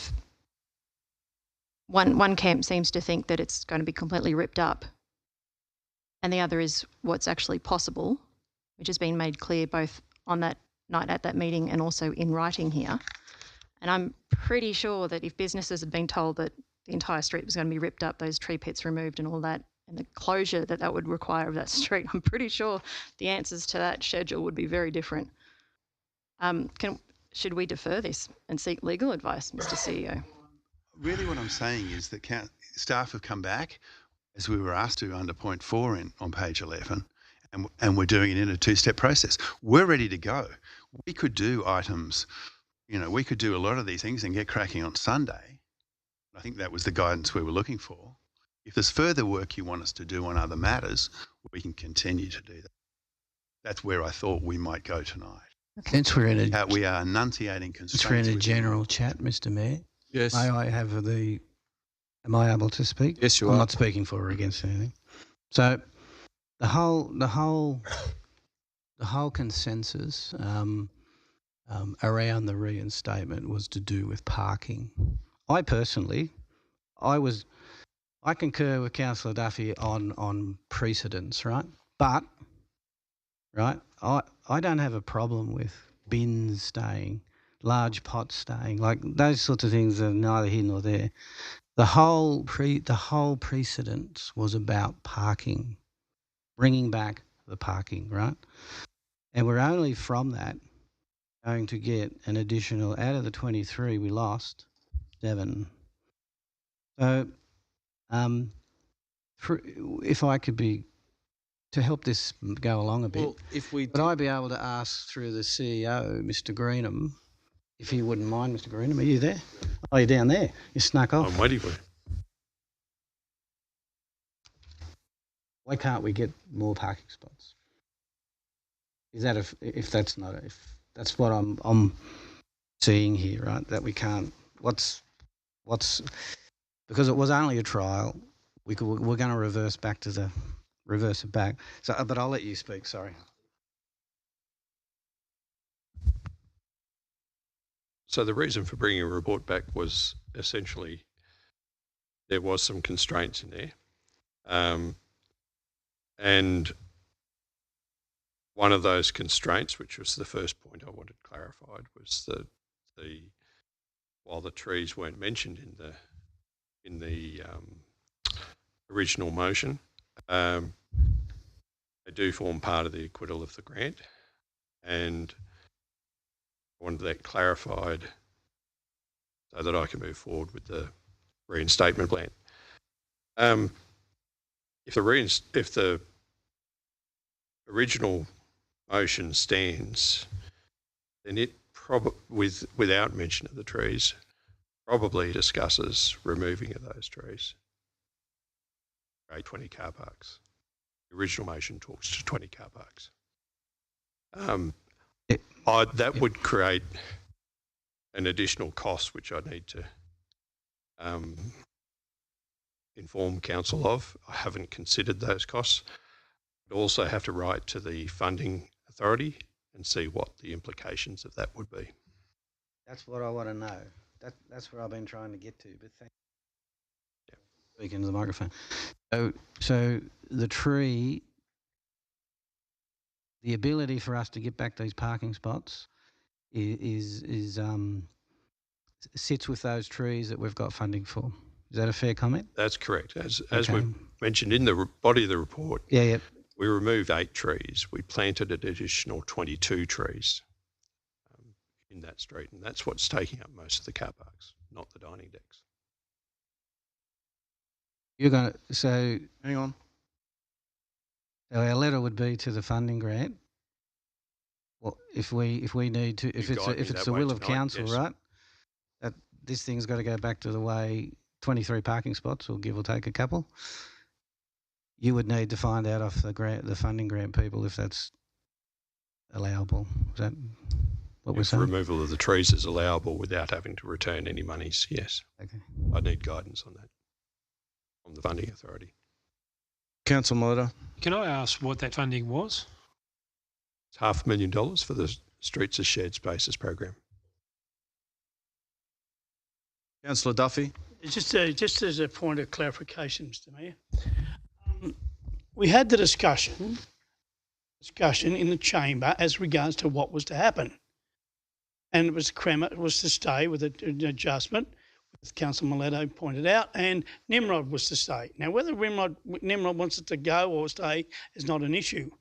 And the other issue we spoke about was the trees stay, but get rid of everything else. That was quite clear in the discussion. There was no going out and finding out, should these stay or should that stay. The resolution was quite clear of what happened. So that's what we wanted back. The reports come back. Happening, Kev, is that Ian or Mr. Graham, we've said keep the trees. They're impacting on why we can't get our car park back. I'm worried about the actual resolution that we passed. Oh yeah, it comes back and says, I'm with you. Yeah, but it comes back and says it is clear what we wanted to happen. Come back to the report. The report has come back. No recommendations. Points need to be pointed out. Yes.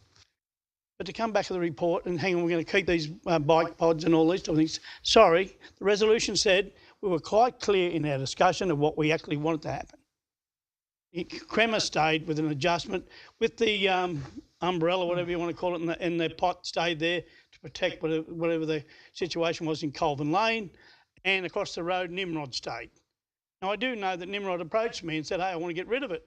But I mean, that's not the issue. The issue is it stayed as part of the council resolution. And in our discussions that we said, hey, the trees have to stay. Now come back, and if there are further issues, we'll deal with them. But we'll do them through a resolution. And the resolution we're dealing with now, and I think Councillor Whitten pointed out, when's it going to happen? And I think he's going to address that problem, I hope. But anyway, that's what it is, and that's where we're at. No chopping and changing. Councillor Peterson. Forgive me, colleagues. Being 9:30, I'll actually need to go, but I will follow along on Teams. Can I have a move that we extend the meeting? Yep. Councillor Evans, Councillor Miletto, all those in favour? Against, carried. Councillor, what have we got here?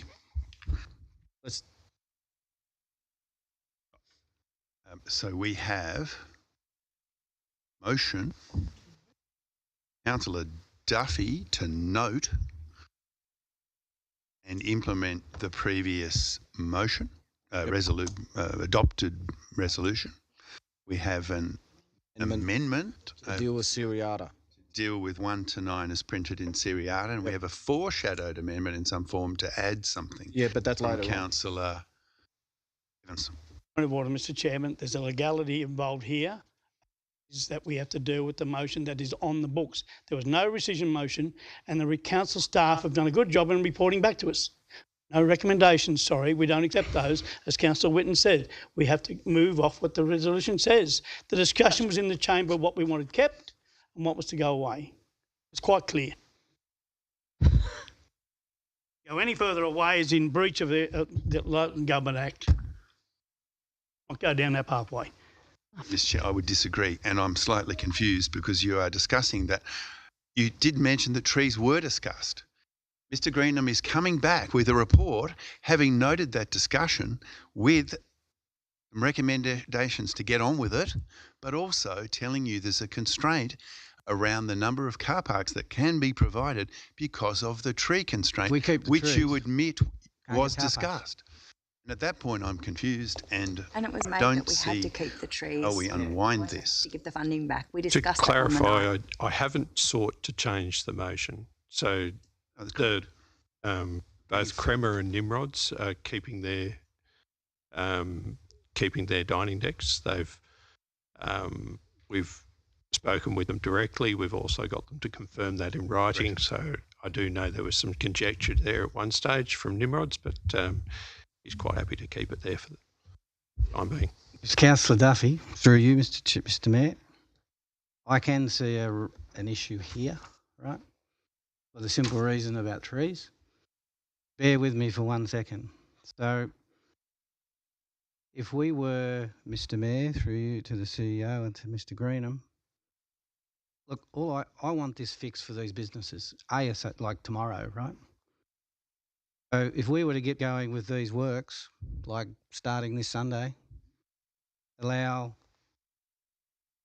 the CEO to write or the director to write to the funding bodies and let them know that we want to move these trees, like not cut them down, like relocate them somewhere else, keep them, they're good trees. The ones that need to be moved, and Mr. Greenham will tell us which ones they have to be, to recreate our parking spots again. That's probably the only logical way to do this. Do you agree, Mr. CEO? Am I somewhere close to this? Right on. You're right on the. So would you like me to? I know we have an amendment through you as if in seriatim. Yeah. So I think we'll go with the. We'll put the amendment. Does anyone else want to speak on the amendment? Deal with in seriatim. Yeah. I'll wait for Councillor Greenhatch to get back. See where I'm going? Can I have just one comment, Mr. Mayor? Sure. 3 times Mr. Duffy said that it's legal. I don't know about it. And you expect me to make a decision on a legal that I have no idea about. That puts us as councillors in a very sticky position.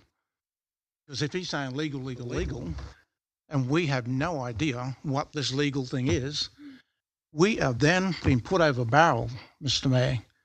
And I think we need to really think about our next step, because I don't know what the legal argument is. I don't know who's doing the legal stuff, but if it's against Orange City Council, it's against us.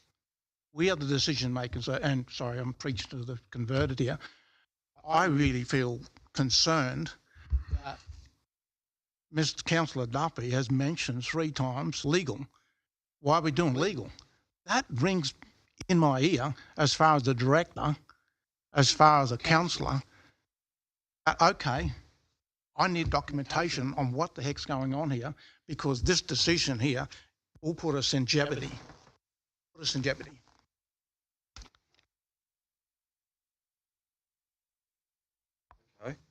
I'll just make a comment. We've been in this chamber for how long? We understand meeting procedures, we understand rescission motions, we understand all those. Well, I think we do. Okay, I'll put the amendment. All those in favour? Against? The amendment's lost. Oh, sorry, Councillor Peterson. Are you for or against? For the amendment. So we've got the count on that. I'll put the motion for noting. All those in favour? Can I just clarify, Oh, though, yeah. before we vote on that? So we note this. What happens? The original motion goes ahead.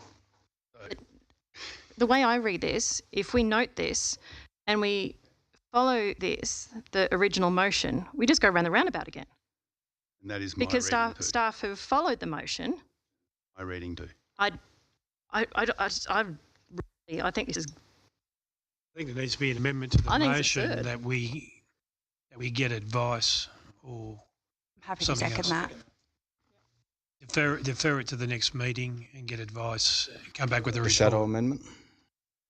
New one. Already dealt with your other one. This is just So we need to. So ask Councillor Duffy if he'll put that as part of his motion. I'll put in a notice of motion that we start it this Sunday. No, Councillor Maletta asked, because you're talking about legal, would you defer it for us to get some legal advice? I'm not just getting legal advice. I know what the Okay, law is. I'll have a foreshadowed motion then. That. there's no. Amendment. I have to understand. Yeah. Well, make an amendment then that that the matter be deferred to the next meeting to give council the opportunity to seek legal advice and guidance and provide a report back. Actually, can we do a briefing rather than just a report? Oh, well, a briefing. Yeah, we can do a briefing the week before. I'll foreshadow an amendment. Can I just? A new amendment. Got an original motion. Yep. We've got a foreshadowed amendment. Yep. I need a seconder for the amendment. Can, Well, I Can I- didn't see them. can I just ask a question? Sure. Councillor Mileto, if we're doing that, should we pop something in that about the trees? That would be the legal advice. Which will come Yeah, back. so Director Greenham can work out if we have to remove some of the trees to reinstate the parking. Yeah, cool. Thank you. Shadow amendment? Foreshadowed amendment. The foreshadowed amendment, Mr. Mayor, just to keep this thing going, because I'm worried about the deferral. Deferral's going to stop this thing in the ground, right? While we get legal advice. So I'm going to foreshadow an amendment that we go ahead with the start of the reinstatement and have Mr. Greenham or the CEO write to the funder and get instruction on where we sit with the trees, right? So because the reason I say that is because in the original motion we said leave the trees there. Can't do the car spaces with the trees there. I'm quite happy to deal with the trees at a later date. We'll only get 7 car spots back, Kev. Well, let's not Let's wait talk till I across go the broke. chamber. Yeah, so that's We're not here at the pub talking. I wish I was. It'd be simpler. So my foreshadowed amendment is to start the works immediately, and have Mr. Greenham verify the position on the trees, whether they can be relocated. Can I just have one clarification then? What works would you actually want to start? Parking spaces, because we can do all of the parking spaces. 7. 7's better than none. Yep. Removal of all the furniture, all of that. I'm happy with that. Yep. I'm happy to start to reinstate those 7 immediately. But what I'm saying, in addition to that, my amendment would be that there be deferment on any other works until such time next meeting, or to have a briefing in 3 weeks' time, during which time the council would then write and get an legal opinion on the remainder. Okay. No, the legal opinion is about process of a motion, not what works we do. A motion. Yeah, he's talking about procedural legal Well, action. my understanding is that the legal opinion would be what impact it's going to have on Orange City Council should we decide to move the trees to reinstate the whole 20. That will be found out when he writes the letter. It's to the grant application. Yeah, that's what I'm suggesting. Through Mr. Chair. That'll come back. There'll be 2 reports then. One report come back regarding after he gets a response from the grant application, and the second one will be an legal opinion. So there'll be 2 reports. Briefing. But the original motion is not moving the trees. We're not moving the trees in the original one. We need to move the trees to get the parking spots back. And Mr. Greenham's saying to us in here, he can't move the trees. One, we told him not to move the trees. He needs to move the trees to get the parking spots back, right? And for him to move the trees, he needs to find out what our position is. So that's what my foreshadowed amendment is, right? Start the works and then find out how we get more parking spots by relocating those trees. You've had a seconder from Councillor Floyd. So would it be worth it? Maybe I'll try to read out your foreshadowed amendment. Well, I might ask Mr. Councillor Miletto if he still needs his amendment, right? Because he's basically, I think Councillor Miletto was getting to where I wanted to go, but it's not really a legal opinion. No, I'll withdraw it then. Okay, so your foreshadow one will become the amendment? The amendment. I'll read that out just for clarity. So something like the amendment will be that staff write immediately to the funding body for the streets as shared spaces, getting clarification whether tree removal would affect the grant monies, something like that. If we're allowed to relocate them. Yep. Relocation or removal, and that staff commence works immediately. As per the resolution. Start works that will reinstate 7 car parks. That makes it general enough, so we're doing the works that'll get the 7 back. Yeah, basically removing all those pods and everything. Yeah, and then we needn't be specific. Okay. Point of clarification then, if we go that way, part of the original motion was, as Councillor Duffy had highlighted, was I was quite specific with regards to the decking area and that outside the front of Crema, and I said Nimbros, but in particular at the front of Crema. And I understand that there's been some council comment that Crema doesn't want the shade structure. When I originally pushed for that to remain there, that was based on the fact that I'd been contacted by numerous people, elderly people included, who wanted an area there. Now that shade area, which Crema refers to, isn't even out the front of his shop. It's out the front of the real estate, Ray Whitehall Townsend. And when Councillor Duffy and I were down there doing an inspection, the real estate agent came out and voiced his opinion that he wanted it to remain. So council, I'm not sure whether council staff have actually gone to Townsend and asked them what their opinion is of it, because I was quite specific on what I wanted to remain there. I accept that, but it also would cover one of those existing car parks as well that we were planning to reinstate. So if we, in balance, real estate agents don't sell coffee or sandwiches, mate. The lesser of evils was to actually, particularly after Crema mentioned that they didn't want it to stay, that the lesser of two evils was to recommend to remove it. This is why I was trying to seek clarification. Recommend to remove it and provide it an additional car parking space. Hang on. I'm just going to ask whether it might be worth adding a couple of those.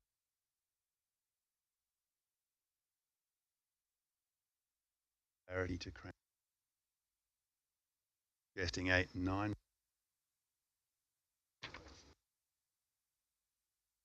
Yeah, I've got no problem with them. They were part of the original. They were part of the original motion. Talk to those people. So you're adding 8 and 9 to your amendment? Part of it, yeah. We did instruct staff to do that, right? Yep. Councillor Duffy? Remember this. I can read that again. Yep. It is because I can assure you that what the director just said a minute ago, the Crema was never in discussion before Lord's Place was attacked. It is. Oh. The amendment is. It'd be easy to get back, wouldn't it? It is that. Councillor Duffy. The amendment is that staff write immediately to the funder for streets as shared spaces, getting clarity on whether removal or relocation of trees would affect grant funds. The second part would be to start works as soon as possible. Such works as get the 7 car parks back. and then the addition of number 8 and number 9, which gives then certainty to the Nimrod and the Crema issue. Councillor Kinghorn. Okay, I've got a few issues with all this. One, it really concerns me spending $200,000 for 7 car parks. I just can't believe that. But anyway, I'm also really concerned that at the beginning we were told this was a trial, it was reversible. I think it might have been probably a good idea to mention that reversible means that we could only get 7 car park back instead of 23, because that's pretty significant. That wasn't actually stated. And I would think that every councillor in this room should be concerned about, irrespective of how they voted initially. So why was that? Was that incompetence? Was it deception? Are we being deliberately obstructive with the reinstatement process? It's not okay. There are a lot of concerns about this, about how it was done, about the difference between the eventual construction with the concept plan. So the fact that the double trees were done at right angles to the footpath instead of angled according to the parking, which surely would have made a difference to the number of car parks and still could. And the other one that was pointed out to me today was that the Kite Street pedestrian island would be upgraded. That was part of the initial concept plan as well. That would be upgraded to enhance pedestrian safety and walkability, and that hasn't been done. So I think the director wants to talk about. It's not okay. We've got to get this communication better, because we've got to be on the same page. Otherwise, we'll do it again, and we've really buggered this up. Let's face it. So we need to fix it the best we can, and the cheapest that we can. I mean, this is, if we reverse it, then we've wasted the $900,000 that we've put in to do it, plus the $200,000 that it's going to be to reverse it. And everyone, a lot of people hate it. So we have to learn something from it. We've got to try and make it as good as we can, and then try not to do it again. Certainly didn't try to deceive council. I probably put it in a more positive step rather than a negative approach when I was informing council about the concept plans. And we actually wrote in the September 2022 report that when the tree planting part of the project is completed, there will be 28 trees in Lords Place South, whereas previously there were, and we were keeping 6 of the original trees. So there was 22 new trees coming into the site. So we put it in that positive step. We didn't say that will result in the permanent loss of car parking. No. No. It would have been good to know. Okay, but No, just you're right. noting that. The issue over the Kite Street roundabout upgrade, we have improved that median there with widening out with new paint structure, so that the median is now much wider. You can safely, within that painted area, have a mother and pram stationary at any 4 of those legs now. So you've got a much wider area. We haven't done any concrete works as such, but this was a trial piece that could potentially have some additional concrete works done as a stage 2 process. That's exactly what the concept plan says. Question to the director: when you wrote away to them, did you tell it was a trial? It's part of the grant. It was always a trial. The conditions of the grant was that it was always a trial. Did you tell them it was a trial? Yes. What about the angles of the trees? Because they were done. It's done perpendicular to the footpath instead of the same 60-degree angle as the parking, which can make a difference to the number of car parks. The angles of the trees was a design point that the designer insisted on staying with the project, and it was part of the concept that was brought back to council in October to agree on, and that's what council approved. So the initial thing did say to angle them to match the parking angle, but that was changed when we voted for it, was it? Or when some of us voted for it? Okay. Right. So the concept plan clearly shows those trees planted perpendicular to the curb. Councillor McDonald. Thank you, Mr Mayor. Just got a couple of things to firstly, I believe Good Eddie also wanted to retain their dining pod. That through you to the director I or think to the CEO? Director Rob's best to ask about the personal business interactions, because we've got that tabulated in the report. Yes. So that's not one of the recommendations, that's all. Well, no, and I'll tell you why. Because of in the parking. spirit of reinstatement, we Yep. thought if we start allowing everyone to No, I know. a but wish list, if only we'd had a working group and we could have worked all this stuff out. we didn't include that. That would be a council decision. Thank you, Mr. Mayor. Just as a point of clarification, I was tasked to do the conversations, and Director Greenham did come with me, so we had 2 people in those conversations, and we did ask both Nimrod and Crema, which is part of the paper, to endorse the conversation that we had. So we were very clear on the views that came back from Nimrod and Crema. As part of that dialogue of sending out the motion, so Crema had said, yes, they'd like to keep their dining deck. No, they didn't want the shade structure. However, they knew that other businesses in the street would like to keep that shade structure, but it would be up to them to express if they wanted it or not. So that was the view of Crema. He would like to keep his dining deck until the summer period to trial it over that period of time, and then would like to have an opportunity to come back to council if he would like that to be removed after that sort of peak summer period. He also asked if you could dress the deck and put some pots around it. We did receive an email from Good Eddie seeking us to put to council, as it is in the report, that they would like to also keep the deck outside of Good Eddie's. So there was also a number of other pieces of correspondence which had been raised in chamber and is also noted in the... Okay.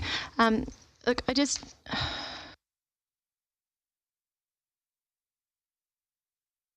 I find it interesting that there's just a bit of confusion over... I'm pretty sure that staff made it clear, because I asked the questions at that meeting, that we were not going to be able to get the full number of, firstly, the reinstatement to its original state was actually not possible, and that we were not going to get all those parking spaces back. And that was made clear in the discussion that you like to reference. So I'm really kind of confused as to why there's all this sudden outrage and... Was it made clear that we were only going to get 7 back instead of 23? Councillor Kinghorn. Sorry. My other concern here is the way council staff are being treated. No one here is saying that this was a perfect project. We definitely know we can learn from this, but Out of order, Mr. Chairman. Yes. No one's made any aspersions on any staff of how poorly they've acted. Excuse me? Councillor McDonald, keep going. I find the discussion and assertions in by more than one elected official. Okay, we have no legal requirement to protect council staff, but we sure as hell have an ethical and moral duty to treat them with respect, and I think that is being forgotten. No one on staff, I'm damn sure, had any intent of misleading, deceiving, messing this up for Orange.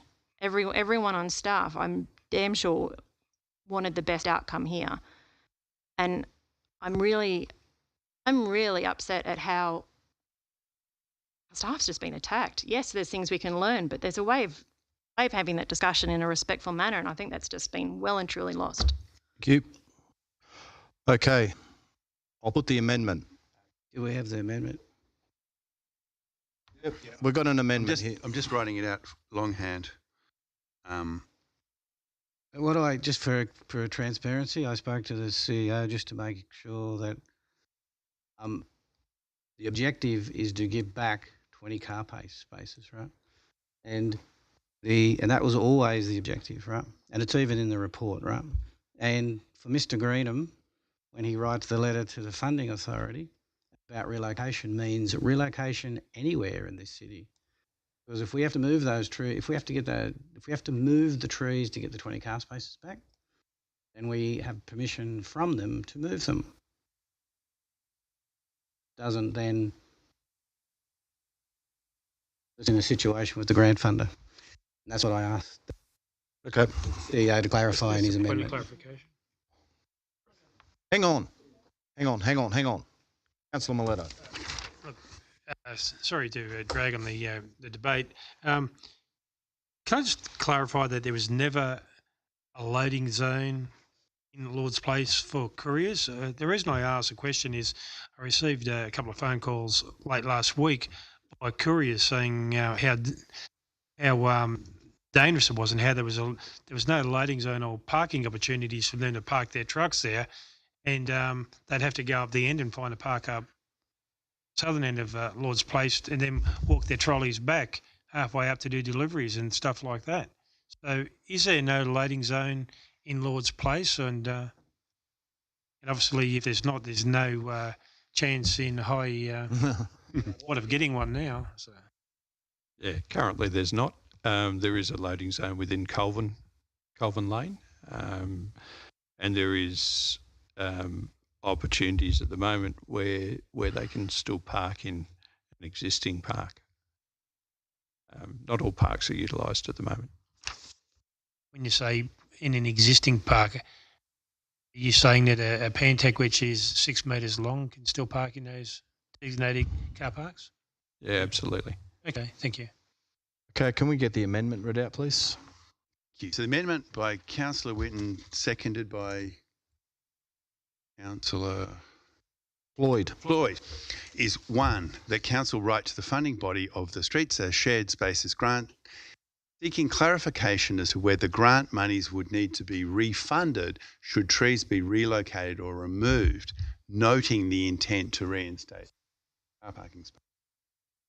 2, that works commence immediately to effect the reinstatement of the 7 spaces in line with the report by the Director Technical. He catches everything. And then, as printed, that council note Nimrod's conditionally agrees to the retention of the dining deck subject over the summer. Point 9, that council note Cremer agrees to the retention of the dining deck but not the shade structure. Okay, that's the amendment. And the motion, you'll recall, is Councillor Duffy's, which was noted plus. Am I able to ask one more question? Yeah.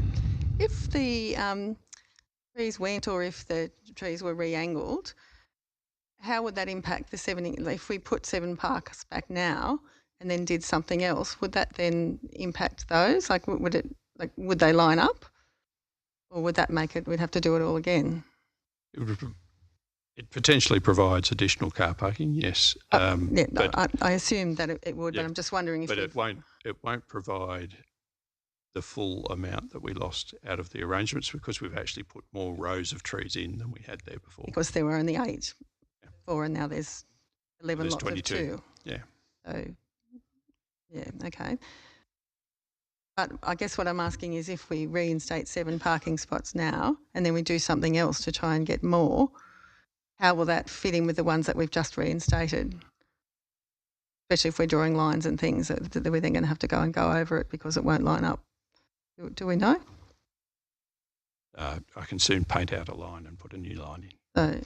So it's not a line marking. Doesn't always work well. Look at the just downstairs. Councillor McDonald. Park with the. Thanks. Just a quick question. If the amendment gets up, part of what comes back to council will include an updated cost of what? No. No. Through you, Mr. Chair, we'll write that letter, and then we'll come back to you. Oh, sorry. Yes, sorry, Councillor. So we'll get on with works and not touch Cremer or Nimrod. We will write to the funding body. When they write back, we'll get the clarification. The director would then look at what things we can do, design them, cost them, and bring it back to you. Thank you. Of course. Okay. Yes, of course. I'll put. A clarification, Mr. Chairman. If it's a trial, why do we need to right away? A trial virtually says, hang on, we might have to take it out again. The Councillor. It's not rocket science, and I want my right of reply. So not debating or anything, but as explained in the last meeting, the acquittal of the grant, while it said certain elements were a trial, like the dining decks, for example, the trees were a permanent part of that grant. That's why I need to write.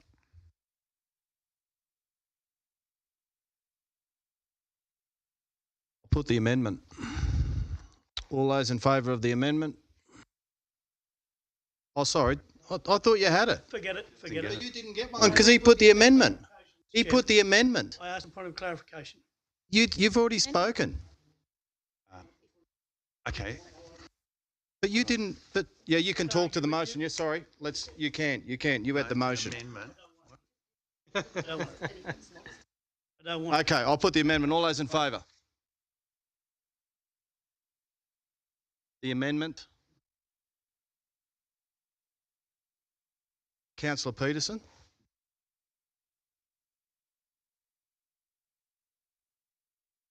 Councillor Peterson, are you for the amendment?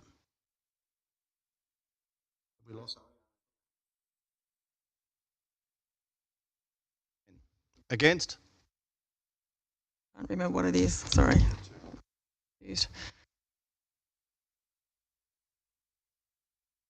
So the amendment becomes the motion. All those in favour? I move an amendment to the motion, Mr. Chair, please. You can't. I'm afraid Can't do it in midstream. And? I read this, Mr. Chair, on the code of meeting practice. Because you haven't voted on the motion yet, you can now amend what is effectively the new motion. And the amendment would be an additional point that council agrees to the retention of the dining deck at Good Eddie along with accompanying pots specified by the business. I have pictures if Chamber would like to see pictures. Take a parking spot. But if we're looking to remove trees, potentially we're going to recoup those car parks anyway. To answer that question, can we ask Mr. Greenham to, if that Good Eddie deck is retained, does it lose a car park from the 7? Yes, as the diagram in the report states, you'll see 3 red car parks, angle car parks in that space. If the Good Eddie deck remains, we'll have to keep the 2 parallel car parks there, and so you'll result in a net loss of 1. So the 7 becomes a 6. Yeah. Okay. That's the amendment. You want to? Yeah, I'll speak to it. Yep. Who seconded it? Sorry, Councillor McDonald. Oh, I think it's an interesting situation we found ourselves in, and perhaps maybe a bit of consultation between councillors and businesses could have been helpful. Maybe, who knows? Start with, yeah. But contrary to popular belief, not everybody hates every aspect of what we've put down there. There's some people that would like to see what's been put down there used for its intended purpose. Part of the motion, read it how you will, we've gone out and consulted with businesses about, would you like to keep any aspects? And a business has said, hey, they're keeping 2. Can we have a go at keeping ours? And I think we potentially owe it to them to say, look, they've said, you've put us through months and months of grief over this. Please let us at least have a crack at this. You've cost us that much money. Why can't we have a go? I think it's worthwhile. I've got pictures of people using the space. I've seen it myself. And there's people out there, I don't know where they've come from. Maybe not all of them park there, but they've got there somehow. I think it's worth having a look at. If the business wants to use the space, let them. Any other speakers? Speak against, Mr. Mayor. Yep. I speak against it for the simple fact is that I believe the CEO was given a list of people who signed a petition, which has never been tabled in council. And on that petition, this organisation signed it to go. Now, no disrespect to the councillor raising the amendment, but I don't know if that's coming from those people. So the original motion, I'm still speaking, councillor. He's speaking. The original motion was to reinstate it. Now this is changing my motion because the original motion, right? It is changing it because the original motion said agreed to by 9 councillors to talk to 2 organisations on that evening, and they agreed to that, 9 to 2. Now we're getting other ones coming in, change it, right? That are going to impact the number of those car spaces. The original objective, and I'll keep saying it I'll keep saying it, and I'll bring it back in this chamber right up until the next election. about the stuff up that the council laws, not staff, the councillors authorised the staff to do those works. That's not a problem for the staff.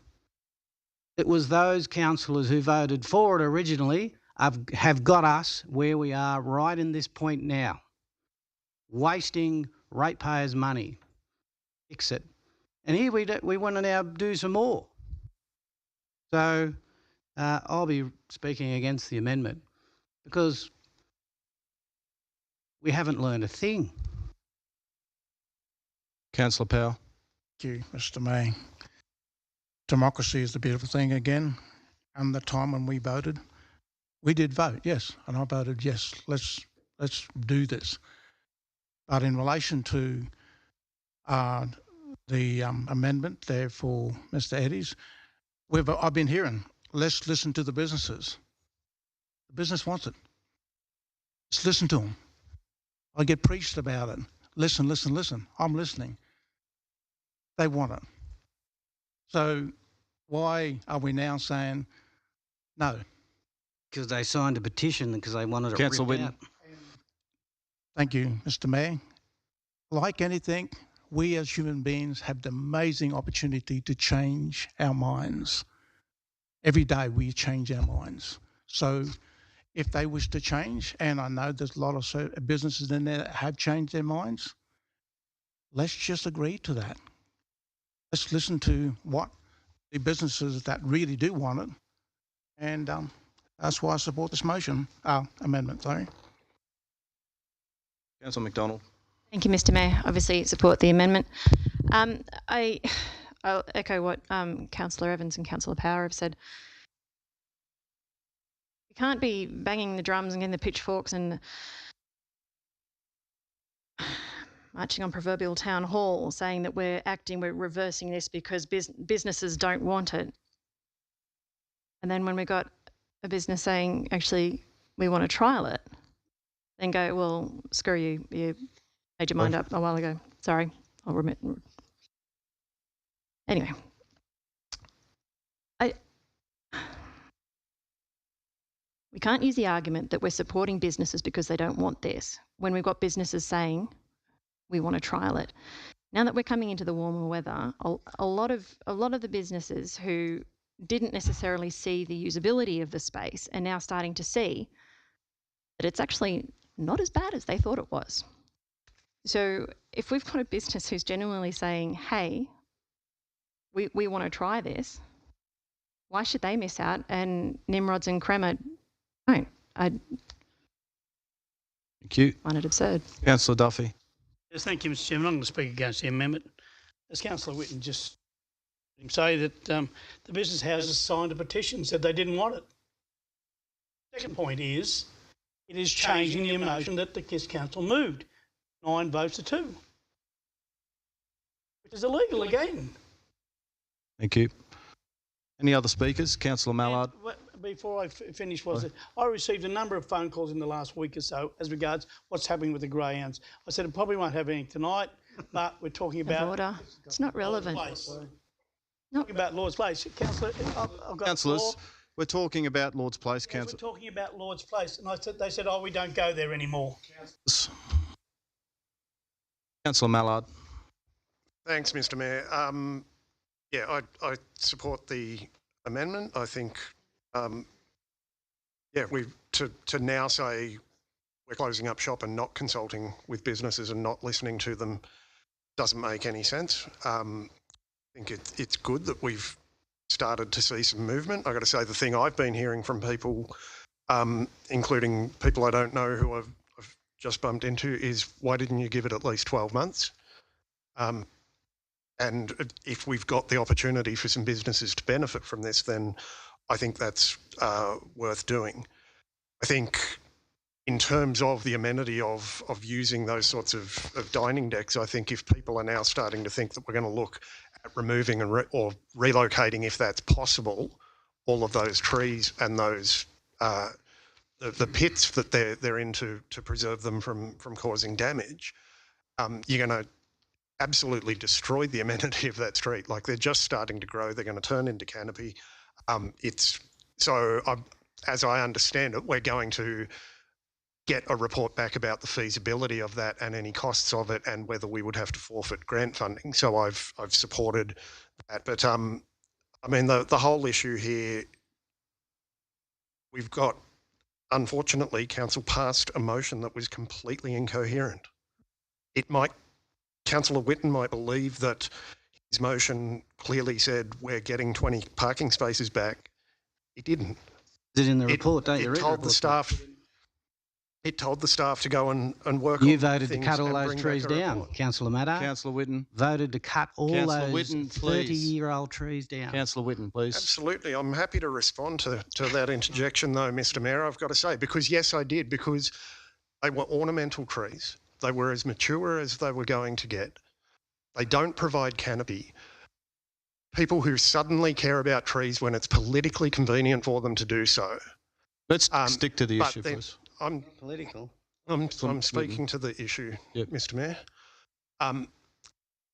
We have installed in that street a whole lot of trees that are going to grow to provide fantastic canopy. They're going to provide cooling and shade. And I will guarantee you there will be a future council that will look at installing more street furniture in that street, because it will be an extremely pleasant, comfortable place for people to spend time. Councillor Greenhalgh. Oh, sorry. This whole debate has been blown up for political gain. It's been turned into a farce.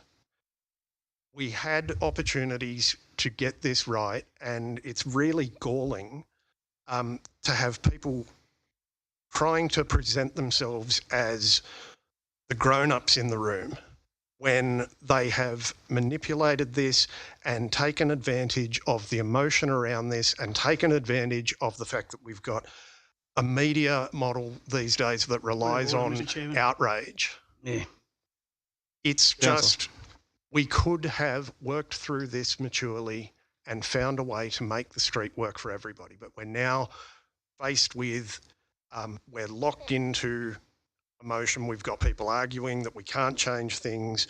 Got other people arguing that we need to change things, so we need to be able to rip out the trees.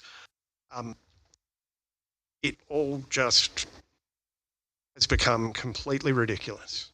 And yeah, it's just, I'm happy to support the amendment because I can see from the feedback we got from businesses, and I know that Councillor Evans has been speaking to them in leading through to this. I am happy for us to give the opportunity for some of the work that we have done to be given the time to prove itself. Thanks. Councillor Greenhalgh. So, just a comment. We have to draw the line at some stage of when people can keep swapping and changing what they want. I believe that the business houses were given the opportunity, and to now come back and with a good Eddie and say, I changed my mind, when does it stop? If Rick and Vix come back next week and say, Tammy, we want the bins removed from out the front of our door that we walk out and look at every week, or we get a new business house that goes in there that goes, and Nimrods have got a dining deck, I want one now. Like, we can't just be swapping and changing. Like, we've just got to get this right. Like, and they had the opportunity to get it right, and we've just got to go with it. Councillor Duffy. I'll speak for the amendment. Amendment, I mightn't vote for it, but I'll speak for it. Councillor Mallard said that the people got out of control here and they're using it for the emotional. I can't see someone who's going broke and who can't address a meeting because they burst into tears as being emotional. He's never owned a business, he wouldn't know. Councillor Whitten. That's what's happened. It happened at the Ratepayers Association. I wasn't even there. It travels quick. So it's not an emotional issue. If you want to talk about how good these trees are going to grow, me go and get me steel chainsaw like the staff got under our direction and chop them down. On Facebook, it's everywhere, all across the world. Let's go and get another set of chainsaws and go, shh. Sorry. Councillor Kinghorn. Just one more question for Director Greenham. If the parking angle was changed to 90 degrees instead of 60 or 45 or whatever it is, would that make a difference to the number of parking slots? it would make a difference. I just have to take it on notice to check whether we've got the width there to actually do that. Okay. Just might be an easy way to get a few more parks. It's just really hard to justify $200,000 for 6 car parks or 7 car parks. Okay, I'll put the amendment. All those in favour? 5. Against?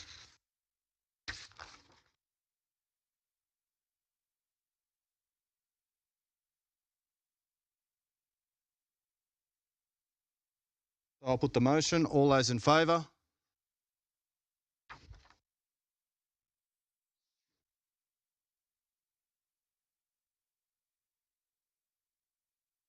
So do you know what you're voting on here? Councillor Witten's motion.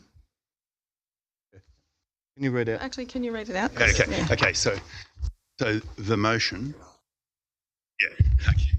So the motion is now 1, that council write to the funding body of the Streets as Shared Spaces grant seeking clarification as to whether grant monies would need to be refunded should trees be relocated or removed, noting the intent to reinstate 20 parking spaces. Number 2 of the motion is that works commence immediately to effect the reinstatement of the 7 spaces in line with the report by the Director of Technical Services. Point 3 will be point 8 as printed about Nimrods.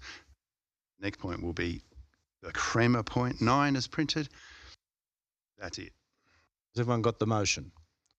All those in favour of the motion, put your hand up.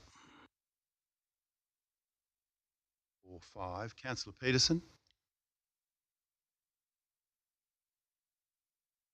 So that's 6. Against?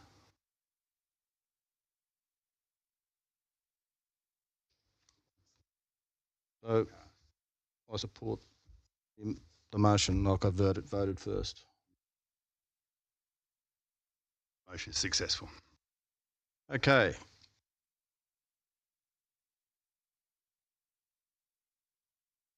Chief Executive Officer will now advise the Council if any written submissions have been received relating to any item advertised by consideration by closed meeting of Orange City Council.